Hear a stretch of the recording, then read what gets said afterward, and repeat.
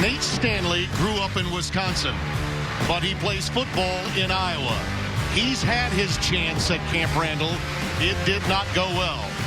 Today he gets another crack in a meaningful matchup against the bruising Badgers, who play D like no one else can, particularly in the mighty Big Ten.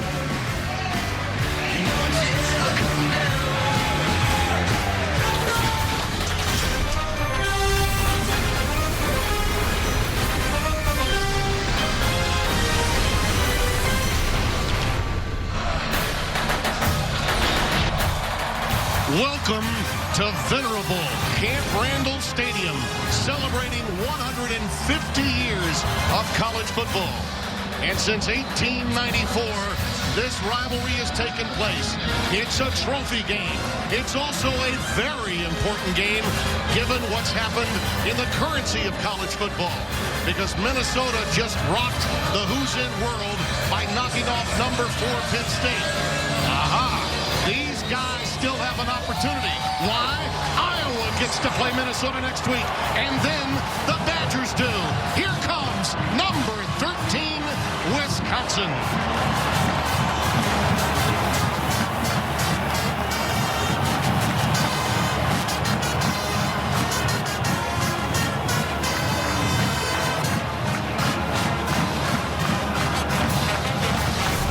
When God created Big Ten football, he had today in mind, Spencer Tillman.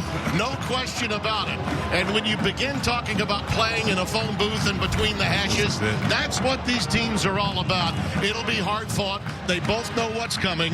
They're truly mirror images of one another. Well, when you talk to both coaches, I think in a private room, they'll tell you, I like what I see in that mirror, particularly with regard to Wisconsin. Jonathan Taylor, a prolific running back, is outstanding. Now, the code has been cracked on him. Let's just put it that way in the last couple of weeks. The Illini, of course, in Ohio State did that. But I think when you look at the ball control that he's able to provide this team, 5 of the 8 games, they control the ball nearly 40 minutes. That's when they're at their best. So in order to be able to cool him down, alternately, A.J. Epinesa, the right defensive end for Iowa, has got to deliver his best game. He's got a major lift on his hands, mainly because of the redshirt freshman that's playing that Mike linebacker position, Dylan Dole. He's in for Kristen Welch. Those two, I believe, when you look at the lines after this game, victory or defeat will hang in the balance of their performance, Tim. They both want to win. One's got a home run hitter at running back. The other needs the short passing game to run. As we mentioned, it's a trophy game. 1 of 4 the Hawkeyes have. They're going to play for the Heartland Trophy today. And all so for an opportunity at Minnesota, who's waiting in the wings for a Big Ten West title.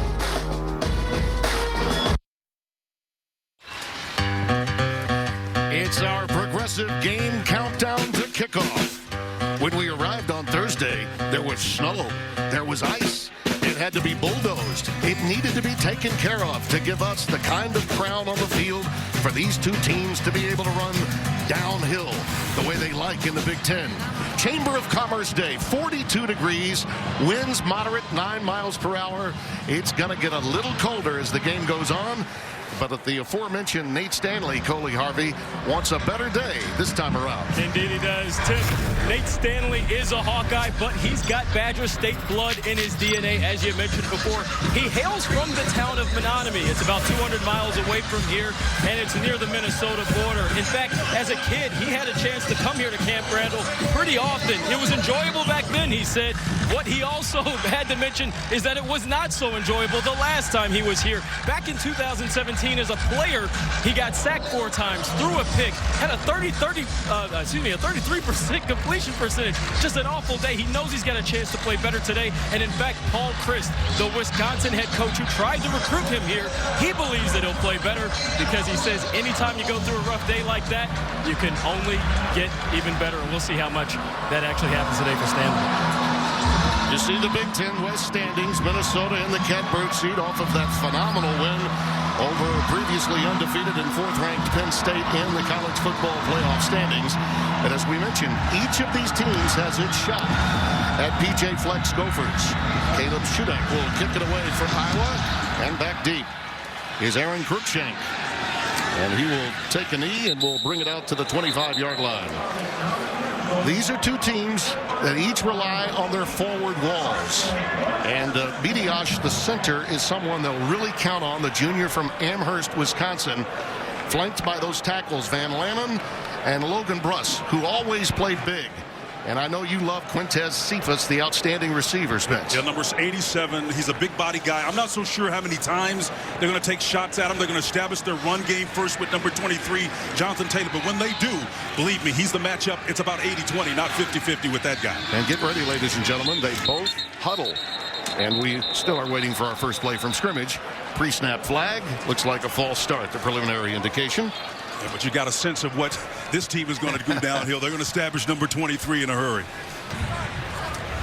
False start. Offense, number 87. 5-yard penalty. First down. Our officials today Please reset the game clock to 15 minutes. 15. Yeah, we failed to start, didn't we? Ron Snodgrass, our referee. See the numbers on Jack Cohn, who can throw as good a slant and out pattern as you'll find. The question is, will he get time? And the junior wants that today if he has an opportunity to wing it out. And it's Jonathan Taylor, not surprisingly, out to the 24-yard line. Spencer touched on the defense led by Epinesa, but Dylan Doyle, as well as other linebackers for this team, Jaimin Colbert, who we had a chance to visit with, are outstanding in that second level. And Geno Stone is the coach on the field in that secondary, and you're going to see plenty of him, number 9. Yeah, I'm going to bring your attention, though, back to number 94, Epinesa, on the right side. He's the guy that's going to be charged with folding everything back toward those second-level defenders that you talked about. Garrett Koshek on 2nd and 10 is in the backfield, and that's a first down pass to Kendrick Pryor, number 3. And the junior from Hazel Crest, Illinois, has 12 and a first down. O.J. Mudia with the tackle, number 11, the corner. He's got off coverage here, just takes advantage of. This is a switch route underneath. They played it man-man matchup, but there was a nice little void in that zone coverage. The Hawkeyes, he was able to settle in and get upfield for a nice gain. Great after-the-catch run on that play. Taylor dots the 1st and 10. Play fake, and they're going to go out with a wide receiver screen. Danny Davis III forges ahead to the 45. You see how quick Chauncey Golston was, number 57, that defensive end, to get out there with him. They are so quick up front. This defense run by Phil Parker, an outstanding defensive coordinator. In fact, 2 DCs today, they're likely the best in the business when you start talking about Parker and Jim Leonard of Wisconsin. The offensive coordinator, Joe Rudolph, is showing us a little bit something as well, too, because he's getting on that outside. There's his matchup, Phil Parker. He's one of the best in the business out here, but that little wide pass is a kind of an indicator of an open offensive attack for Whiskey. 2nd and 3. Looks like Taylor's got the first down. Lattimore, 95, making the tackle after a gain of 4. They don't give up much on this defense. Iowa, they're so solid. Did we have a late flag? Illegal formation. We did. More than 4 in the backfield. Offense, number 7. 5-yard penalty. 2nd down. That flag came in late as Bradrick Shaw, one of the backup running backs, senior from Birmingham, Alabama, had come into the game. And they said that there were 4 in the backfield. Sometimes those tight ends, number 84, Jake Ferguson in particular, has got to watch where they line up. If they're off the ball, they're going to count them as in the backfield. Those guys have got to be mindful of that. Take a peek down that line of scrimmage to make sure 7 is on that line of scrimmage. So after the loss of 5 on the penalty, 2nd down and 8.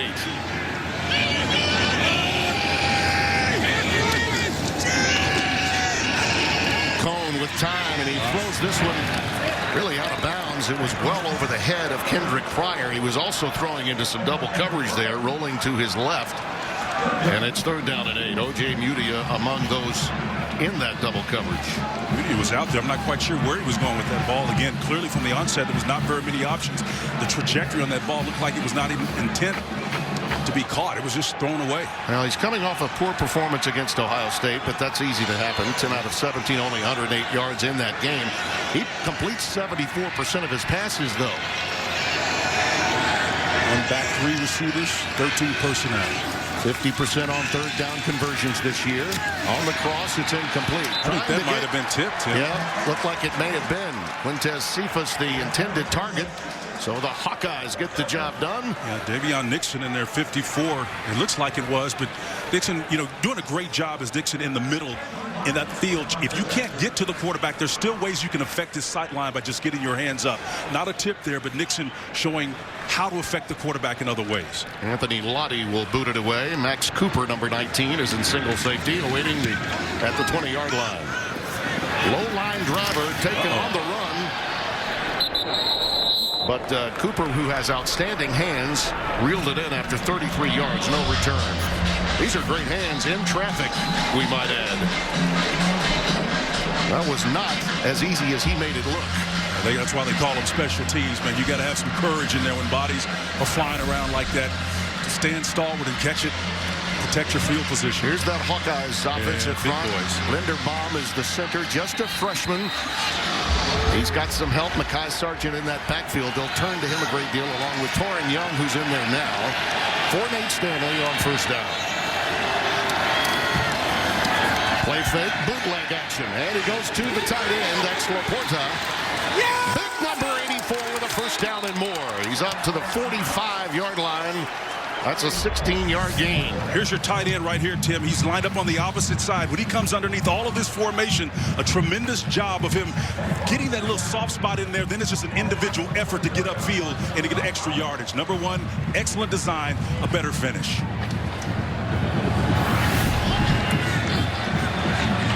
First and 10, outstanding field position. They actually marked him out of bounds at the 44.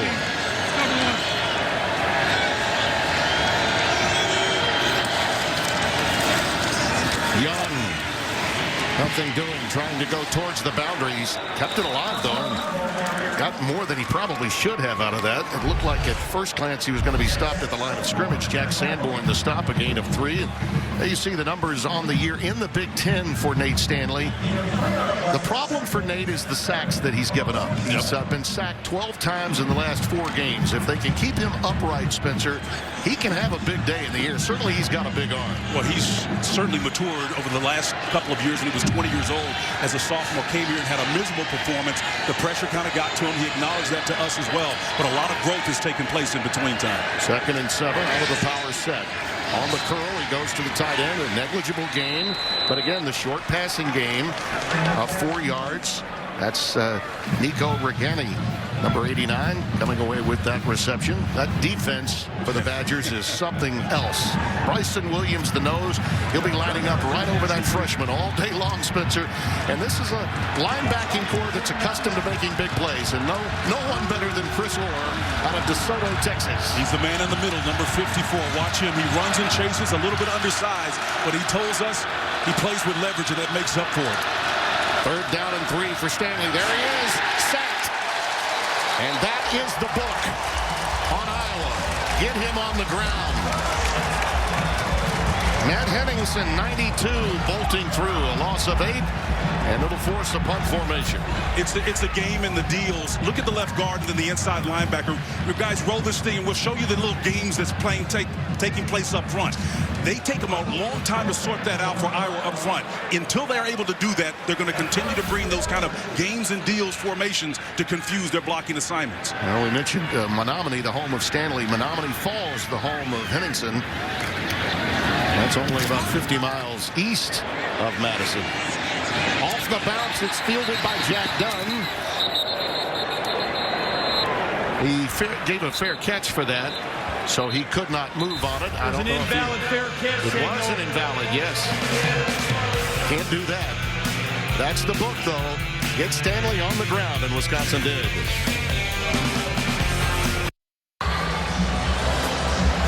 Fox College Football is sponsored by Volkswagen. Drive something bigger than yourself. Take a look at Jack Dunn, the junior from Madison here. This wave off, at first glance you may think, well, he didn't put his arms over his shoulders, so he should be able to field it, right? No, you've got to point. You can point, but you can't wave. If you wave, in effect, you have said fair catch. Back in the day, that was a communication between your teammates that ball is still in play. You just need to get away from it because you don't want to get hit by the ball. Jonathan Taylor, the setback. They start from the 17-yard line. Cone with time. That ball was deflected, I think. The defensive end, Golston, got his big mitts up there. And that one falls incomplete for 2nd down and 10. He's been very active Golston here at the outset. They play a four-man front, and he's on that left side opposite of Ebenezer. And the ability to affect the quarterback is going to be so important.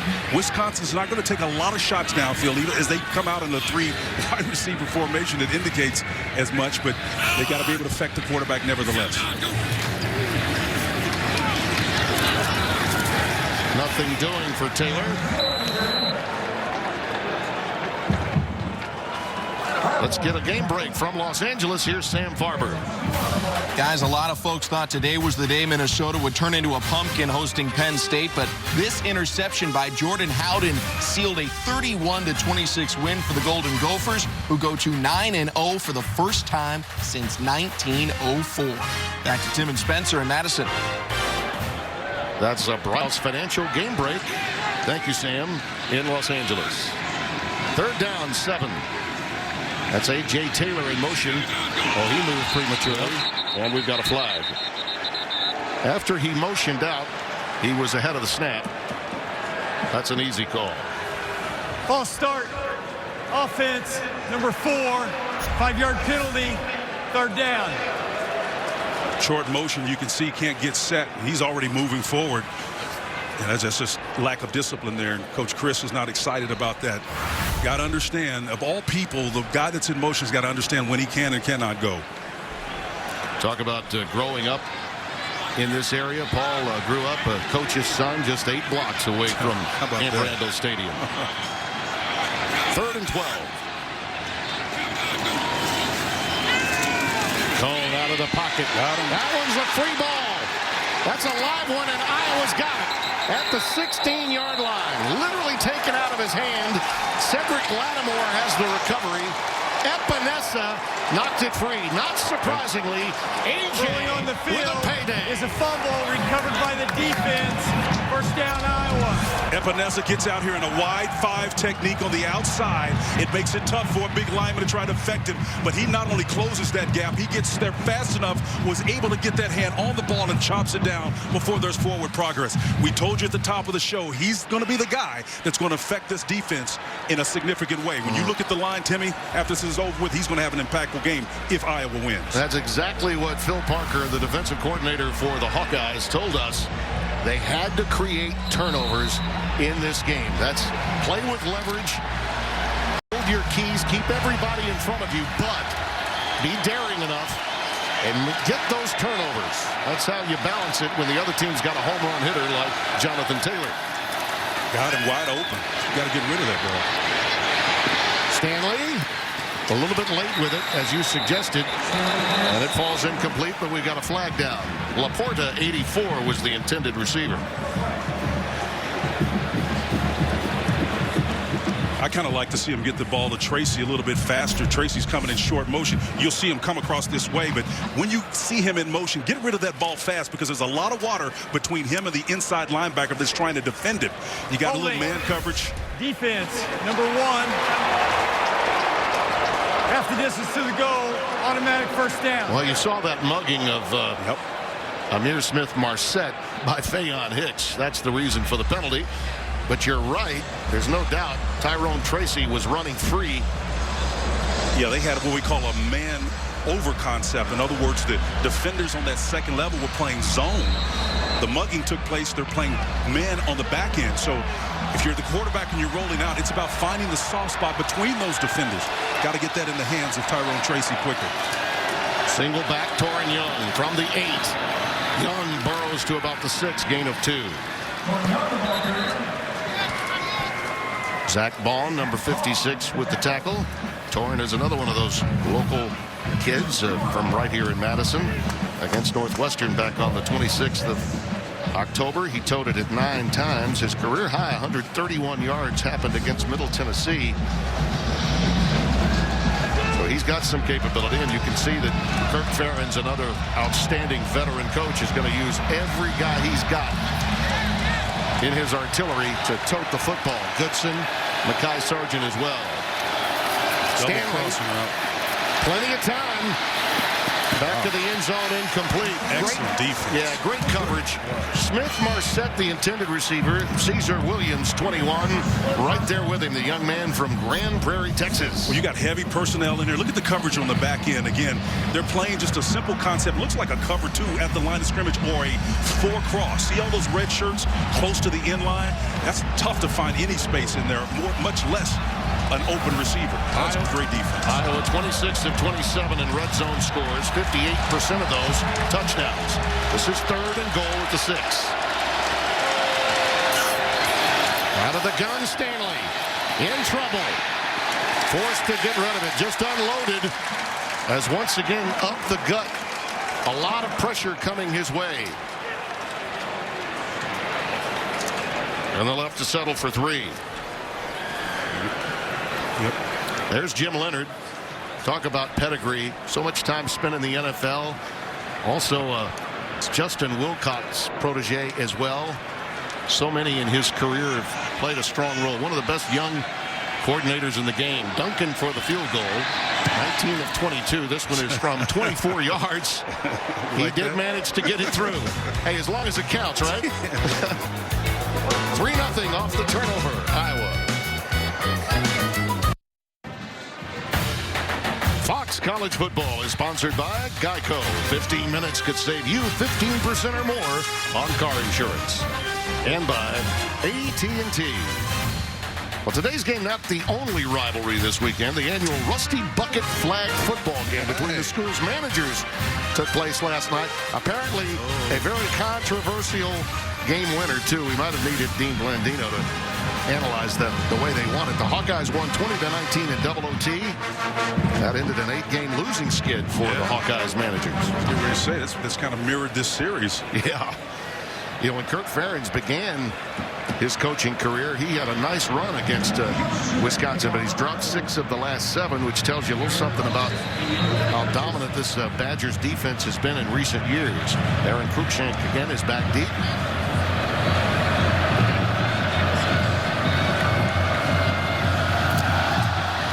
It's a short kick. He'll get a good return. He should from the 3.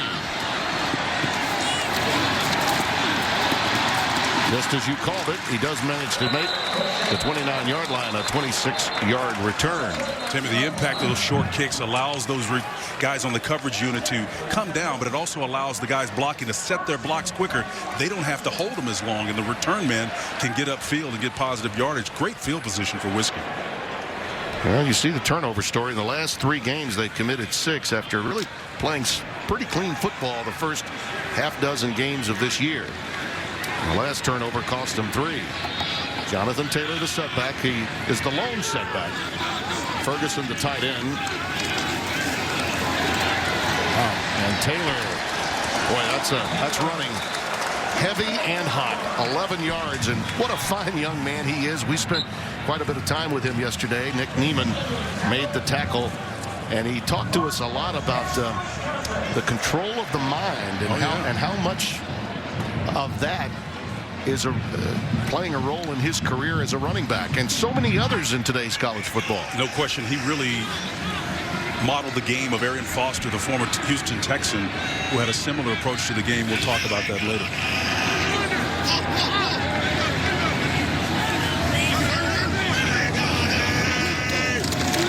On first down, here he goes again.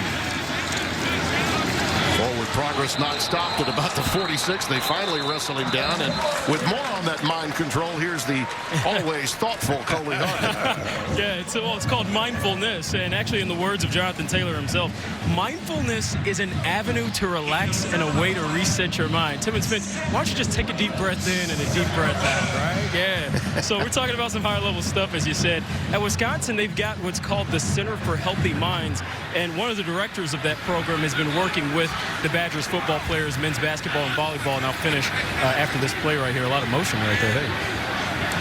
How about that? Coley giving us a little play-by-play from the sideline. I like that.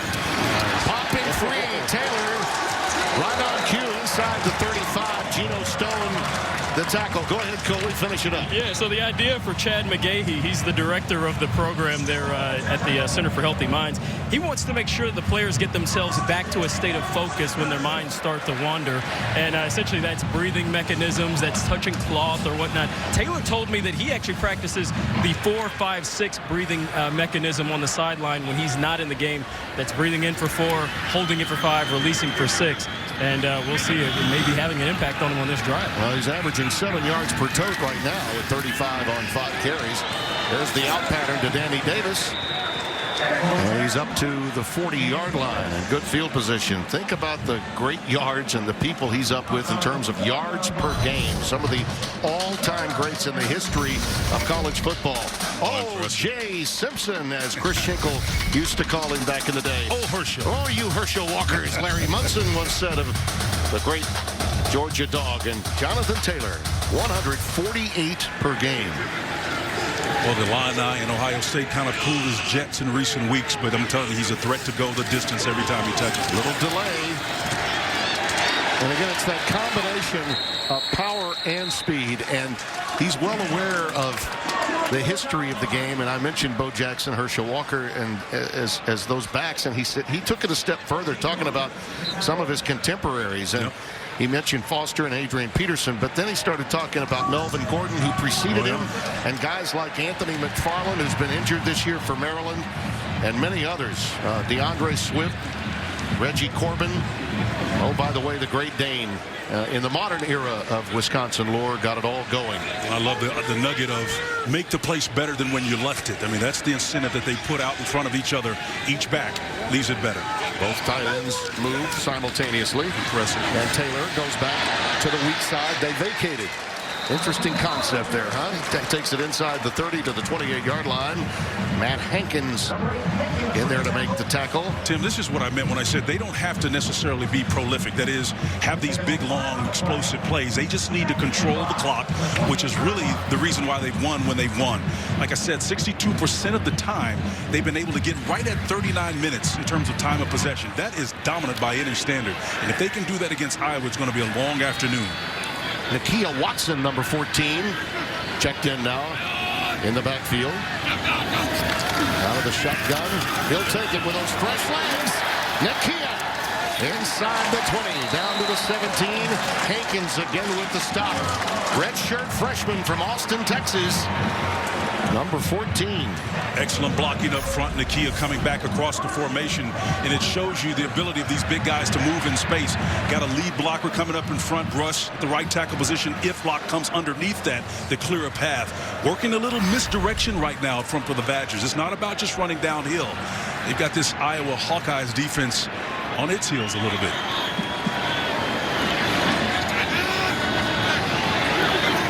First and 10 from the 16.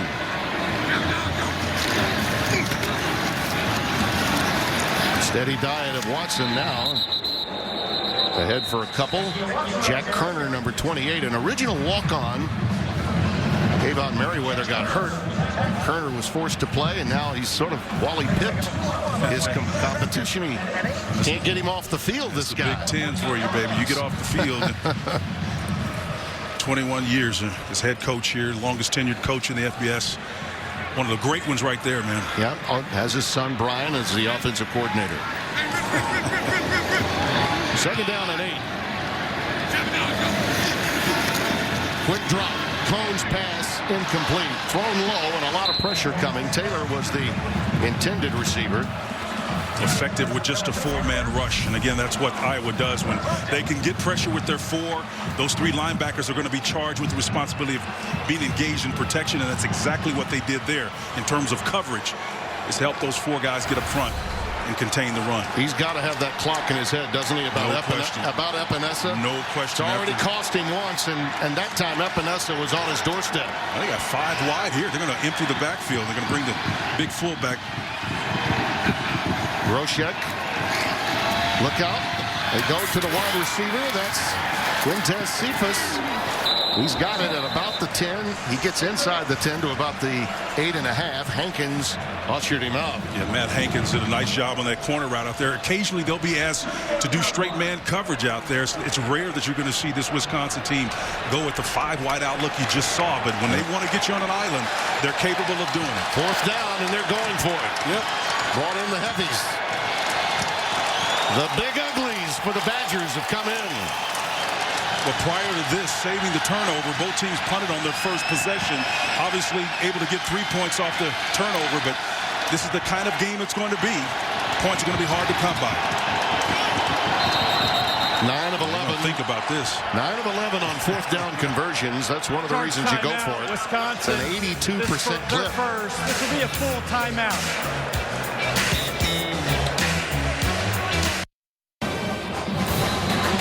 Fox College Football is sponsored by Progressive Insurance, handing off big savings to you.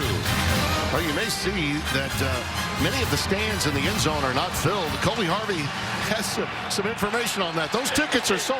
They're sold. There's a student seating right now. I'm actually been talking to a few students. This is actually normal around here. They actually queue the students into a single file line on the outside. So there are a lot outside who are still trying to get in.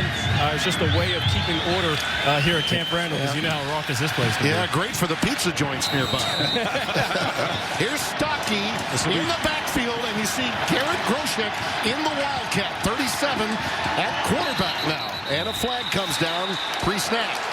Although they were lined up offsides, I mean, looks like motion on Wisconsin, but False start. Offense, number 68. 5-yard penalty. 4th down. Well, what a horrible mistake to make after a timeout. And you had, by the way, as we were going to break, we noticed that Groshek had been in the Wildcat position, so they didn't change their formation at all, even though they called their own timeout. well, it goes against everything you are till that play. 10 plays for 63 yards, and when you culminate with something like this, it is so frustrating. It undermines, number one, the culture of what this team is about and how they have won, not just today, but what has defined their program historically. The field goal is no good. Colin Larsh, he was 6 of 10, now 6 of 11 on the season. So not only was that a poor play prior to the kick lived up to the prior play.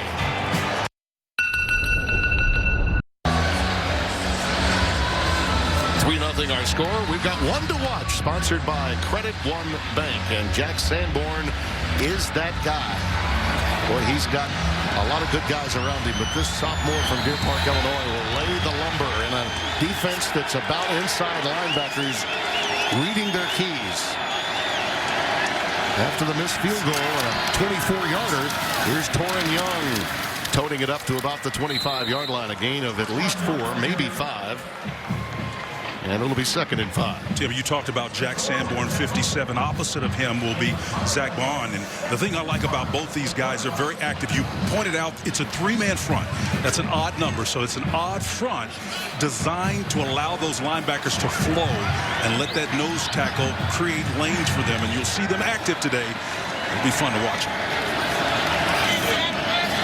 Interesting that we have not seen as much of Mekhi Sargent. We've seen Torin Young basically all day for Iowa. Got to the edge that time and was able to fight through the turf monster and get it out beyond the 35, near the 40. This is a gain of 17. Well, Jack Sanborn comes flying through there, number 57, trying to make an outstanding play. He just does miss on that one, but boy, he certainly gets an A for effort. You're going to see him active, but he must understand his responsibility is for containment.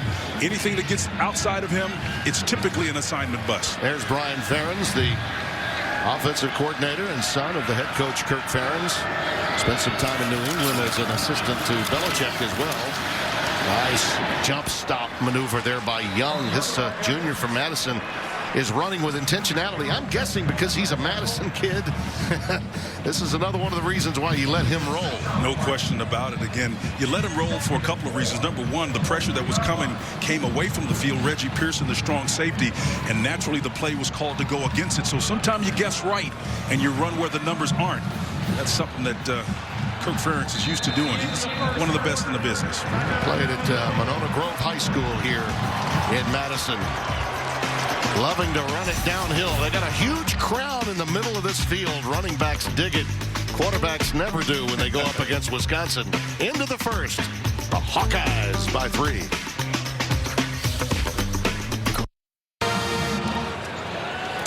Fox College Football is sponsored by Volkswagen. Drive something bigger than yourself.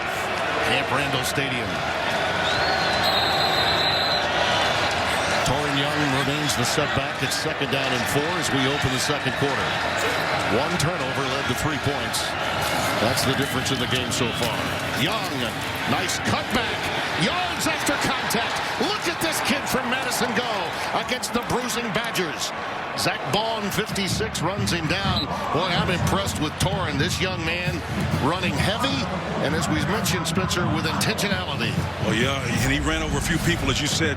Shaq Sanborn, number 57, was the guy that gets the brunt of it here. A nice job of shedding and releasing. I'll tell you, form tackling is about getting in front of the guy, not to the side of him, because a well-accomplished running back will run through an arm tackle in that situation. Got to square him up. 1st and 10 from the 45. Feed and fan Young. That seems to be the concept for Iowa offensively. Brian Ferentz, to no one's surprise, an old O-line player and O-line coach, is letting that offensive line get the job done. 7 carries and 44 yards now for Young. And you've got to know, with Jonathan Taylor on the other side, and this kid being from Madison, that really gets you. You better believe it. It gets your heart pumping if you're the out-of-town team. There's always a chip on your shoulder, and you got to leverage it yourself. From those 22 players, those battles going on, you got to win the loose ball. Oh, fumble on the exchange. It appeared as though Stanley was trying to get back there, but the Badgers come away with it.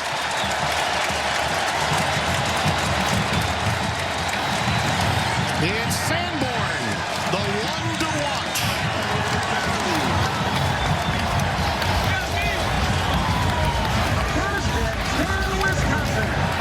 This seemed to be just one of those that seeding the ball was, in fact, the issue. For you Jazz players out there, you know who David Sanborn is. Love will come someday, so will the pigskin occasionally. Jack Sanborn is Johnny on the spot there. I'll tell you, he was active on the last play, got run over, and he came right back. And talking about delivering and responding, that's what you're looking for on a big stage like this. Spencer, you've also got a freshman center going up against Bryson Williams. And as you mentioned when we were discussing and prepping for this game, a lot of attention needed to be given to Linderbaum there. That kind of exchange problem this deep into the season can't happen. Absolutely right. And again, between the quarterback and then 65 Linderbaum, as you're talking about, when you got a young freshman player, I don't care if you've been there before this year, it's lack of experience. Taylor. He tried the high hurdle late, didn't he, after picking up 80.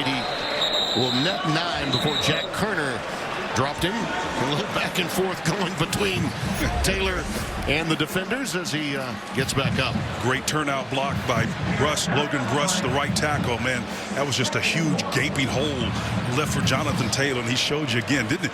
Listen, my grandmother could have got positive yardage behind that run, man. It was just so wide open. You know, he got very involved in the track program. Said his friend Raymond Bentley asked him to join the team, got involved with a 4x100 team, and it's really helped him, both power and speed in his game.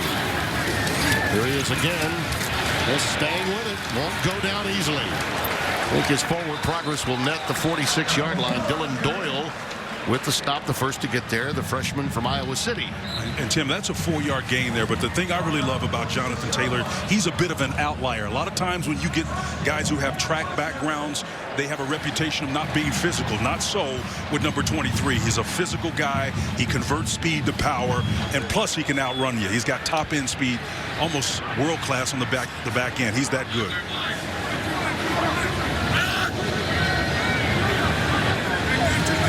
Luminaries are on hand for this game today here in Madison because of the rivalry. Taylor stopped at the point of attack, and one of them is with Coley Harvey right now. Yeah, I'm here with Ron Dane. Ron, I saw you striking the pose right there. You still got the Heisman pose. Hey, man, I try to stay in shape so I can still do stuff that the kids like to see, you know, so it's fun. Man, what do you make about this team, this Wisconsin team, and what you've seen from the back? Well, I think we got a good team. we got tripped up in the last 2 weeks. I think we'll be good this week, and we'll come back and show what we're about. Yeah, I know you're trying to watch the video board. Jonathan Taylor, we've seen him have some big runs in this game. What do you make of the way that he's kind of upheld the running back unit traditionally? Well, man, I love it to death. You know, he's one of our big recruits that we had come in, and he put up and showed down, you know, so we can't ask no more than that, you know. With guys get an opportunity to come in and play as a freshman, like we don't lie to running backs when we say you get an opportunity to come be behind guys that's like 320 average. Hey, you might as well come and you get an opportunity to start. So, you know, we don't lie about that. You know, it being UW, we don't lie about that. Last thing I got to ask you, because it is the 20-year anniversary of 1999. I know there's obviously the controversy over the career rushing record, but who is the career rushing king? Well, you know it's me. You know, I'm the all-time. That's why I told him, hey, the GOAT at the end. You know, Humphrey, when he broke the record, I was like, hey, you know, congratulations, but from the GOAT. You know, so I still got more yards than he has. And, you know, it's cool that he broke the record, but they just need to get stuff together and fix it. So. Absolutely, indeed. Hey, GOAT, it's good to talk to you. Thanks so much, Ron. Yeah, definitely. Thanks. Remember him well in those back-to-back Rose Bowls and Heisman Trophy winner. And were it not for injury, Spencer would have had an incredible pro career. Had a good one, but it would have been incredible. Here's Cone looking long for Cephas. There's some holding going on down there. Big time. O.J. Nudia will be the guilty party against Quintez Cephas. Well, we told you at the top of the show that Cephas is a threat. You know, the guy's got range and height, off coverage, and you can see the distance is more of respect. This is what we call a build technique. Defense, number 11, 15-yard penalty, automatic first down. Timmy, when you're playing off coverage like that, it's more one of respect. Nudia just respected him, but he grabbed him, and obviously he's concerned about that height and that athletic ability for Cephas to go up and make those plays. I don't think it was a bad penalty, to be honest. It's either touchdown or give up the 15 yards. O.J. Nudia says, you know what, I'm not going to let you catch one over me. 1st and 10 with the ball at the 20. And particularly given the problems Wisconsin's kicking game has. They missed a 24-yarder earlier. When in doubt, mug the receiver. 1st and 10. Designed run that time by Cone off the zone read concept. Dylan Doyle with the stop. There are times where you'll see, even though this is a team that's a power team in many respects, pro-style offense, obviously from Iowa, Wisconsin will go with a lot of zone read concepts for Jack Cone to take care of. And it's a 2nd and 7 coming up. And the anatomy of this drive is looking like the previous one, which was 11 plays, 56 yards, and they consumed 6 minutes off the clock and then missed the 31-yard field goal. Let's see what happens here. Danny Davis on the sweep. There you go. Touchdown.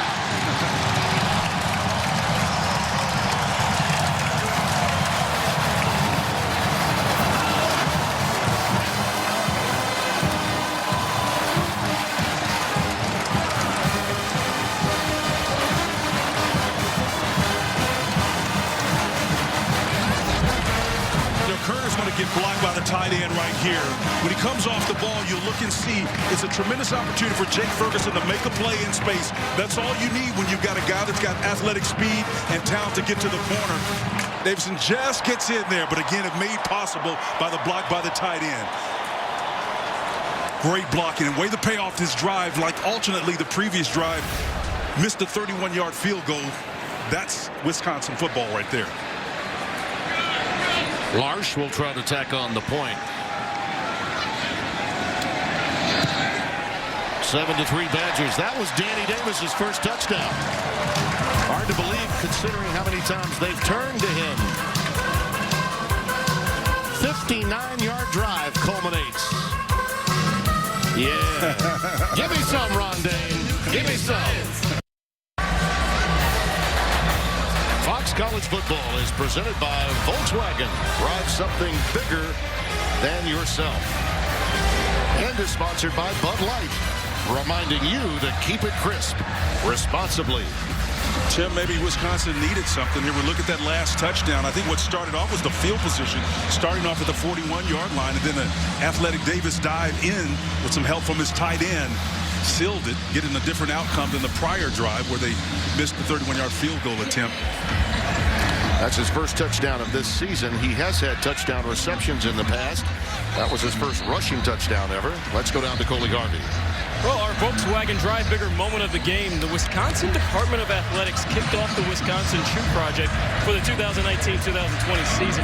It involves a Badger student-athlete presenting a pair of shoes to an at-need child at 50 Wisconsin home athletics events in 2019-2020. Today's participant was a 3-year-old, Bennett Sharp, who was diagnosed with a rare genetic disorder when he was 22 months old. Bennett is nonverbal, but has learned to walk and communicate, and he still participates in the Special Olympics Young Athletes program. Yeah, marvelous story indeed. A drive bigger moment of the game, and something that means a great deal to that young man, to that family, and what makes college football so very special. Football is a respite from the real or imagined pressures of everyday life. And when these young guys get involved in it, boy, it takes it to another level altogether. The smiles on those kids' faces, outstanding, priceless. 1st and 10 from the 25. Young stop right at the line of scrimmage. He may have gotten a half yard to a yard. They'll credit him with one. Chris Orr, you talk about a guy that plays with a chip on his shoulder. Yeah, I was a little undersized. Timeout, injured defensive player. And it looks like it's Bryson Williams, the nose tackle, that's down, and that would be a huge loss for Wisconsin up front. We'll take the timeout. It'll be a full timeout.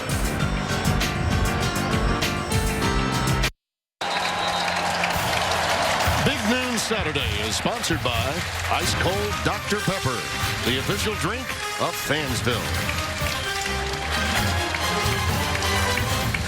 A lot of concern for Bryson Williams, injured on that play, assisted to the sidelines, and will be taken in for a diagnosis. And this is a huge loss for them in their interior front. It's a big-time talent. Yeah, he had Tyler Lindenbaum, the center, who actually pushed him back over. It was unfortunate that he went down because that zero technique or nose tackle is absolutely integral for what they do defensively. Yeah, they got a freshman in there now, Keanu Benton, 95. Quick out by Stanley to Smith-Marsette. And we get a late flag. Noah Burke, 41, laying the lumber at the sidelines there. Gain of 7. We'll check the flag. Just looked like there was a little bit of extra activity once you got off that skirt. After the play, personal foul, late hit, defense, number 41. 15-yard penalty from the end of the run, automatic first down. Got to know where you are on the field. No question about it. Fans don't like it, but it's a good call. That gives Iowa a tremendous field position now with a first down at the 48. Noah Burks has just got to be mindful where he is all the time. And again, that skirt is there for a reason. When he sees all that white, all that extra has got to go by the wayside. Tyler Goodson is checked in now. Brady Ross is the fullback, and it's Goodson, the freshman from Sewanee, Georgia, that will take it for the first time. And he gets ahead to midfield. We'll call it a gain of 2. And Benton just into the game, replacing Williams, making the tackle. Well, Burks trying to make up for that last mistake, diving in there. And again, along with Benton and company, as Benton comes out right now. But Burks is showing you he's able to make up for a mistake on that previous play, playing on the other side of the line of scrimmage. 2nd and 8. Goodson remains the setback. Smith-Marsette flanked wide to the bottom of your screen. That's Sean Byer, the tight end, in motion, and it goes to Goodson. Look at him go! Tyler Goodson inside the 30. Ball comes out late. He had already hit the ground after a 21-yard gain. Well, Spencer, they have a committee of backs. They don't have a home run punch like a Jonathan Taylor, but these young men are toting it pretty well for Iowa. Well, you got to make tackles in open field. Again, Goodson does a fantastic job of finishing, but if you're on Wisconsin's defense, you got to understand you got to square those guys up. Otherwise, they're going to run right through you. Both these teams pride themselves on running effectively and downhill. That's the second longest carry from scrimmage for Goodson this year. 1st and 10. Oh, what a great play. Ran into some trouble there. Tremendous penetration by Chris Orr. 6th in the nation in sacks coming in. This young man really gets it. Yeah, so does Isaiah Loudermilk on the other side, too. He did a fantastic job of shedding and releasing, helping his battery mates make a great play. 97, Isaiah Loudermilk. Boy, and Orr was right there with him. Or just talking to this kid right here, you get excited. The hair stands up on the back of your neck with Orr. Here's this great quote right here, Timmy. I loved it. He said, they say undersized. I like to say I'm gifted with leverage. And he is. All of that. Play fake. And now Stanley, after the pressure from Loudermilk, 97, decided to get rid of it. Receiver number 10 was in the vicinity. There is no foul for grounding. Mekhi Sargent was in the vicinity. So it will be 3rd down and 12. Yeah, there's kind of a pattern that's emerging right here. Iowa's last drive that resulted in a fumble by Stanley. When they start getting down in this area, I'm noticing this Wisconsin defense starts to get a little bit aggressive. 0 for 2 now on 3rd down. That 43% of conversion for the season. A little change up right now is telling us something about the tenor of this game. Nico regaining 89 is a move the chains receiver. He's in the slot to the top. It goes to Sargent. Mekhi Sargent just about 4 yards shy of the 1st down. Eric Burrell, 25. The junior from Severn, Maryland, the stop. A gain of 9. So it's a huge hit right here at the end of the play. That was Burrell that's doing that. Burrell does a nice job of finishing that, but it's really the nose tackle. When they lost Bryson Williams, that is a big move on that nose tackle because Carroll Benton just got driven like 2 sides, 2 plays away that created that void for Iowa. Here's Duncan from 40. And that'll make him 21 of 24 on the year. A 1-point game in Madison. You know how much I love history. Camp Randall's grounds, originally a Civil War training site, also held Confederate soldiers, many of whom died and were laid to rest on the west side of Madison. The area known as Soldiers Rest is the northernmost Confederate cemetery in the United States. Camp Randall Stadium also served as a living quarters for students and military personnel during the 1940s. Dormitories were built underneath the east side stands. Approximately 150 men lived there at one time. The only other stadium I can think of that actually had dormitories inside was Tiger Stadium in Baton Rouge, in my home state. And Huey P. Long could only get the legislation to build that stadium if he turned it into a dormitory to go along with a football stadium. Multi-use. Yes, indeed. This kick is taken by Cruikshank, and he'll bring it out.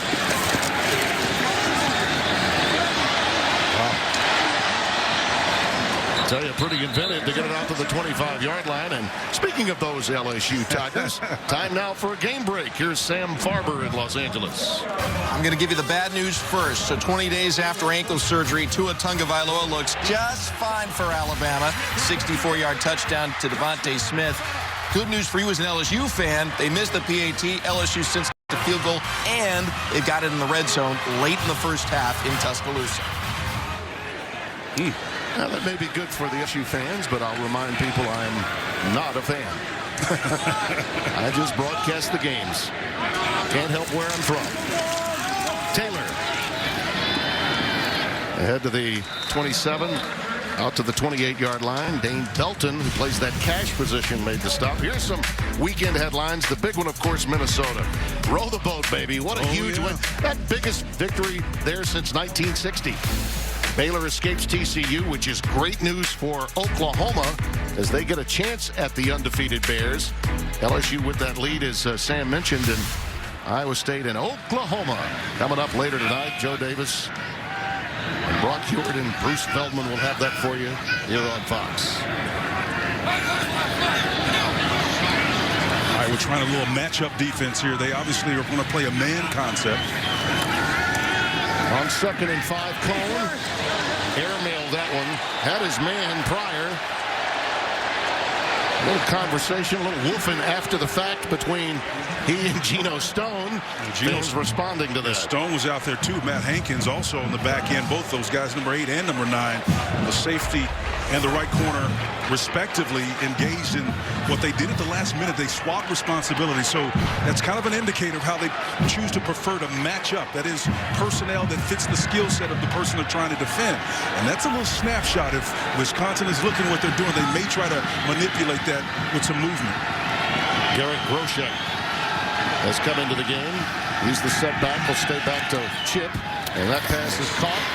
Quintez Cephas wrestled down just as he caught it, too, by O.J. Mudia. Gain of 6. That should be the line to make for a first down. You talk about some strong hands by Cephas, boy. That's what you call high pointing the ball. He's got a little nice soft cushion, but I want you to watch the separation of Cephas's hands as he goes up and defends with the left and just plucks that ball out of the air and keeps it high and away, using his length to separate himself from the defender. I'm telling you, that's textbook if you're a wideout and you're trying to play this game versus man coverage. 1st and 10. Cone. That's his specialty. Dink and dunk underneath. Groshek ahead for the first down. You know, he really throws, for the most part, Spencer, a strong curl, slant, and out pattern. They really don't ask him to go down with seam routes that often. Well, you see that slow release. That's what happens when he's able to get out of there real quick and then sift through that front. I'm telling you, everybody's dropping back in coverage. The only thing could have been worse was man coverage. They're turning their backs and running. That would have been a huge play. As it was kept in check.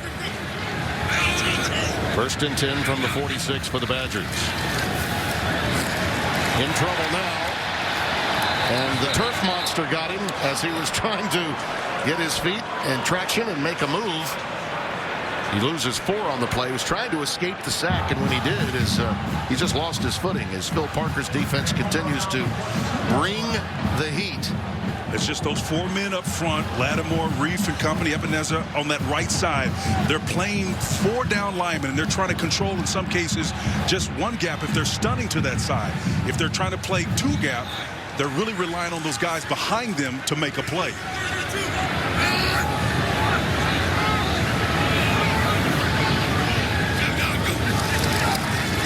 On the delay to Taylor, look out! He got to the 2nd level and almost took it to the house. Always a threat. Geno Stone with the tackle after a 12-yard gain. That's the thing about him. He gets to the 2nd level so fast, Spencer, sometimes he's just gone before you know it. But just look how Wisconsin offensive linemen cover up these 4 down linemen for Iowa. The color of those white jerseys are just covered up. I mean, it's just like an eclipse. Those red jerseys are just eating them up and just allowing opportunity for any back to get up the field. Well, positive yardage. After that loss of 4 by Cone, now they're, after that run, just a couple of yards shy of a first down. Keep this drive alive. 32. They go power to the left. And they run left. Flag down. Taylor down. Inside the 35 at the 33. Neiman 49 to stop, but check the little yellow hanky.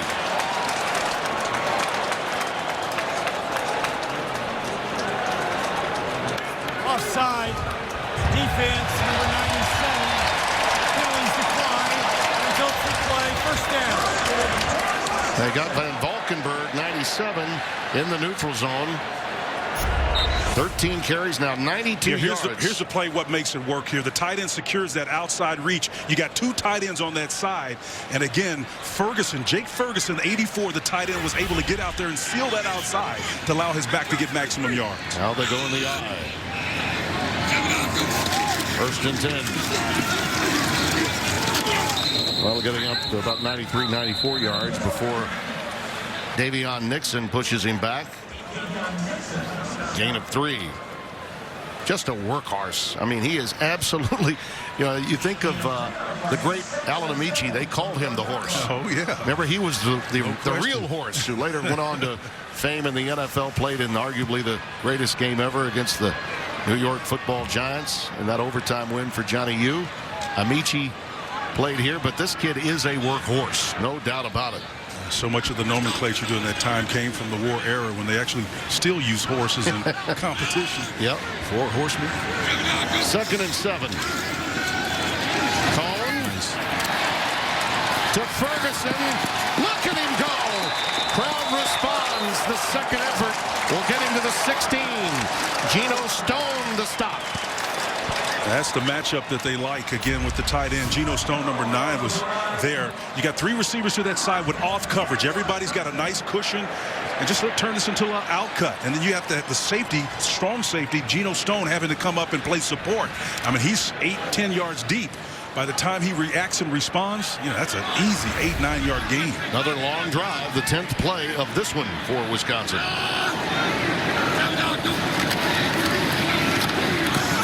Oh, look how strong he is. Taylor gets it to the 10 before being pushed back by Doyle. Well, you know what's coming. You know, both coaches told us they know they're mirror images of one another. You know what's coming. It's all about execution. It's mano a mano. Strength on strength. Here's the pushback. The officials looking at the same thing you are, butting them up in the mouth, and nobody's got a shot there. Dylan Doyle, we talked about him at the top of the show, getting pushed back right there at the Mike linebacker position. All of those guys up front. Seltzer at the right guard. He's got 102 yards now on 15 carries, Taylor. Make it 16. And a gain of 2. O.J. Moody at the stop. It'll be a yard to go for the first down. And the clock winding down here. Full complement, well, almost a full complement. 2 timeouts remaining for Wisconsin. Well, they're taking their time here, aren't they? The fans are getting a little bit, there's a little anxiety here in Camp Randall as they take their time getting to the line of scrimmage. They're going to try to go for a single matchup here. Let's see. Let's see if they throw this. This is a pure power formation. Taylor. All right, that gets them first down. So 1st and goal, and the clock stops. Dylan Doyle with the tackle. You know, no one does a better job in this conference of running away from the power of a formation. Results of the plays and first down. Charge timeout, Wisconsin. For second. Should be a full timeout.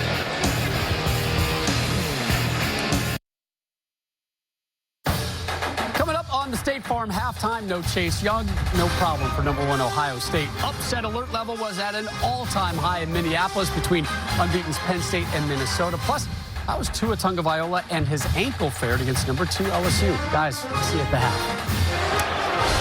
All right, Rob, thank you. We always look forward to that. In fact, we're prayerful at halftime. We're happy to have the time. Let's see what happens here for Wisconsin after the timeout. Oh, shift to power. Taylor in the backfield. Ferguson in motion, the tight end. Play fake. Cone to throw. In the corner. It's caught. Touchdown, Danny Davis.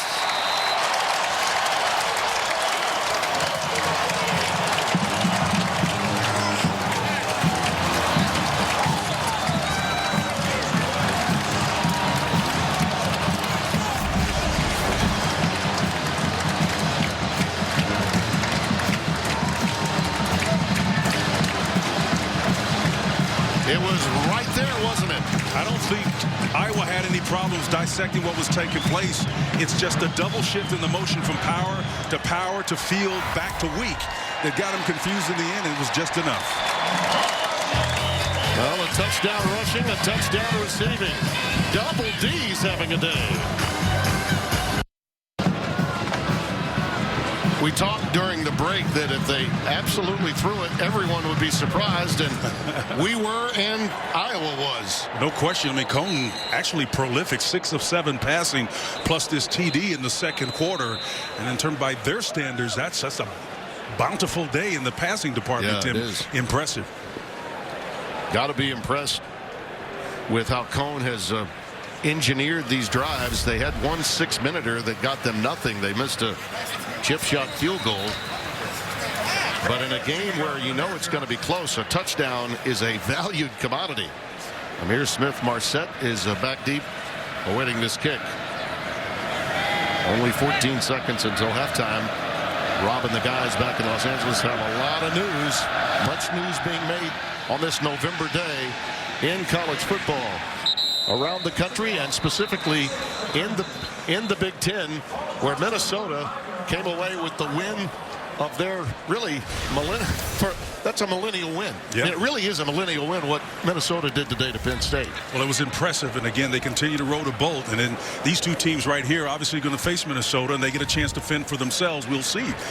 Which means the loser of this game is probably done. I mean, you've got... That's an elimination. Yeah, No it's an question elimination game. Now, both teams get a shot at Minnesota, but the winner is in a position to become, you know, not only in the hunt to win the West, but rooting like mad for the team that they beat today. I like the fact that they're going to have to earn it themselves, though. They both have something to say about it still. This capacity crowd loving it. Battle for the Heartland Trophy underway. We'll be back with the State Farm halftime show in just a moment. 14-6, the Badgers at the break. How do you do, fellas? All of that conversation about the pure playoff privileged at halftime from Rob Stone, Matt Leinart, Reggie Bush, and Urban Meyer. But here we do have a couple of teams with 2 losses that are trying to make a case that they can fight with undefeated Minnesota once they roll with that full cup of success, that boat of theirs. Spencer, your thoughts in general terms about what Iowa's going to have to do to get back in it the way they want, because 8 points is a big deficit in this game. Wisconsin's on a roll right now. If you look at the anatomy of their 5 drives, the last 2 have netted touchdowns, right? So how do you deal with that? Jack Cohen has done a fantastic job in that second quarter, Tim. He was 6 of 7, obviously culminating with the touchdown. What can you do if you're Iowa to get him off his mark, his launch point? The problem is you got to be able to stop the run game to do that, and that means you don't have extra bodies deployed on the back end to affect that throw game. So I don't know what the solution is. Iowa's got to demonstrate this second half to turn things around. Now you see Smith-Marsette awaiting the kick. Iowa deferred, therefore they will get the kick to start the second half. An extra possession. Possessions mean so much in a game like this. And let's go down to Coley Harvey after the touchback. He talked with both coaches. Yeah, Tim, I've got some news for you. Bryson Williams, the nose tackle for Wisconsin, he is out for the game.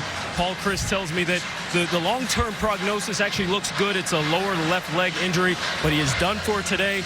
As for Iowa, you guys are just talking about possessions. The key thing, the key words from Kirk Ferentz to me just now were we got to maximize every play. He said he really likes the way that Nate Stanley is leading the drives, but they got to finish the drives. They're not doing that in the first half. I think Cody's just kind of tapped in what could be a strategy for Iowa to get back, attack that nose tackle position with the backup in there, Keno Benton.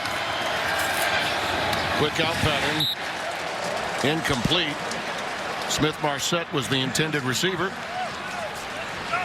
And it'll be 2nd down and 10. And why it's so important, again, with the missing Williams at nose tackles, because they only use 3 down linemen for this Wisconsin front. And without that, you're asking him to control 2 gaps, to the left and to the right. If that's not your best player, I'm going to run to those A and B gaps adjacent to that where that center is. Now you see them playing what we call a reduction, or 2 guys playing close inside to make up for the absence of Williams. Now that is a big loss, as you touched on. When it happened, this is procedure, preliminary indication against Iowa. False start. Offense, number 77. 5-yard penalty. 2nd down. Well, Kirk Ferentz has been at it a long, long time, and he knew coming in what they'd have to accomplish, and that's play a clean game. And that turnover, difficulty seeding the ball between the freshman center and Nate Stanley. That one big mistake looms large as well. 2nd and 15 as they're backed up. Now a little street route down the sidelines. That was almost picked off, and here comes the late flag. Smith-Marsette, the intended receiver. Rashad Wildgoose was in coverage. That will be interference. Rashad got a little bit physical there. Number 5, he's in press coverage on the outside. Again, he turns and he's running with his hips. He does a nice job with that left hand and trying to locate the ball. He knows he's got help over the top. Defense. Number 5, 15-yard penalty. Automatic 1st down. Yeah, they got Wildgoose. The hit came from Burrell after the fact, but Wildgoose was guilty of holding there. And these young Fans kids don't like it. I think he doesn't like to call it all. I think there was a little bit of a hold there as the ball was in the air. It's really funny how these guys respond to it. You know, he's chuckling his wild goose afterwards and laughing. These kids express disappointment in funny ways, man. You got to read their body language. Yeah. You can't read too much into it. No, you can't. You really can't. A lot of fans play body language games at home when watching. You really can't always see the real kid by the way the young man reacts. Tyler Goodson, nifty running there to get ahead about 6 yards there before Sanborn made the stop. It'll be 2nd down and 4 with the ball at the 41. This is a huge opening drive for Iowa from a confidence standpoint. Spencer, when you give up a touchdown just prior to the first half ending, you need to get something done in the opening series. You know you're not going to have many possessions here. You can't fool your own side. You know when the ebb and flow switches, and you got to do something to Wisconsin. Big time play by Garrett Rand, 93. And the junior from Chandler, Arizona pops in. It's a loss of 1. Weak side defensive end, 93 kind of stunts and comes inside and finds a way to make a play. How about the strength, Spencer? He got him with one arm around the shoulder pad and enough leverage to corral him quickly. And I just love the way they're doing to make up for their man in the middle, Bryson Williams, not being there. They're reducing down to give Iowa a look to not come in that area. And then at the snap of the ball, they'll move him out. 3rd and 5. Sargent fake the sweep action. Stanley, nothing doing. Noah Burks, 41 there to make the play. And this is that weak side defensive end, Garrett Rand, number 93, along with Burks, doing a fantastic job of squeezing everything up front. Look, they look outnumbered here, Tim. Yep. But at the snap of the ball, they reduce and come down inside. Michael Sleep Dalton will punt it away, the senior. Another one of those Aussies that will kick it end over end from time to time. Dunn is back deep. This is the end over end variety. Fair catch at the 15. Beautiful boot. 42 yards, no return.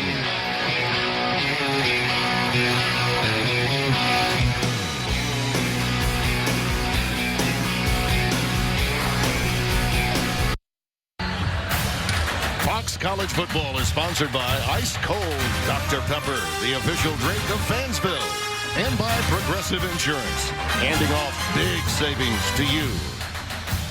Statue of Barry Alvarez and his career, like so many, got underway at Iowa with Hayden Fry. Look at that stat. Look at that. Stoops, Alvarez, Bill Snyder, whose second act just ended in retirement a little over a year ago, and Kurt Ferentz on that staff along with Barry. And that's why there's so much respect between these two programs and their leadership. Stoops going to coach a little XFL. He wore 41 here, Iowa, back in the day. Taylor ahead for 2. By the way, Wisconsin in that last drive not giving up a point means that they've not given up a point in the opening drive of a game or the second half of a game. And by the way, that defense has also made teams go 3 and out more than any other team in the country. 52% of their defensive sequences have been 3 and outs. Isn't that impressive? And just to show you on the flip side of that, Iowa has not converted a 3rd down conversion, 0 for 4 in this game. 2nd and 8. Cone flushed and wisely ducks under as Brady Reef, 91, the senior from Parkston, South Dakota, was bearing down, a loss of a yard. Look at 11 out here sitting on the big number. He comes in underneath and got a little right hand grabbing underneath. Not quite sure if that was enough to warrant the penalty there. But Jay Media, good no call. Got to be physical at every aspect, and the receivers block in a physical manner. Corners are asked to play man coverage and be physical and jazzed. 4 for 7 on 3rd downs. 4 in a row, though, here. Let's see what happens for Wisconsin on 3rd and 8. Pressure up the gut. Cone's pass, the shallow cross. Finally reeled in by Groshek, but the bobble really hurt him and stymied his move towards the line to make. Jyman Colbert, number 32, whose eye discipline is always a key, made the tackle. That ball was a little bit on Groshek's back shoulder again, and he double clutched it. And because of that bobble, the defender was able to get in his hip pocket and close on him faster than he would have otherwise. A clean execution of that play. Maybe he's still running. We talked to Colbert this week in preparation for the game, and he talked about reading keys, keeping everyone in front of him, and eye discipline. Max Cooper with the fair catch, a 34-yard boot.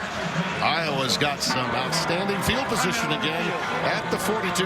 Get your programs here. It's Iowa's got get your programs here at Camp Randall. You're a good barker. That was then, this is now.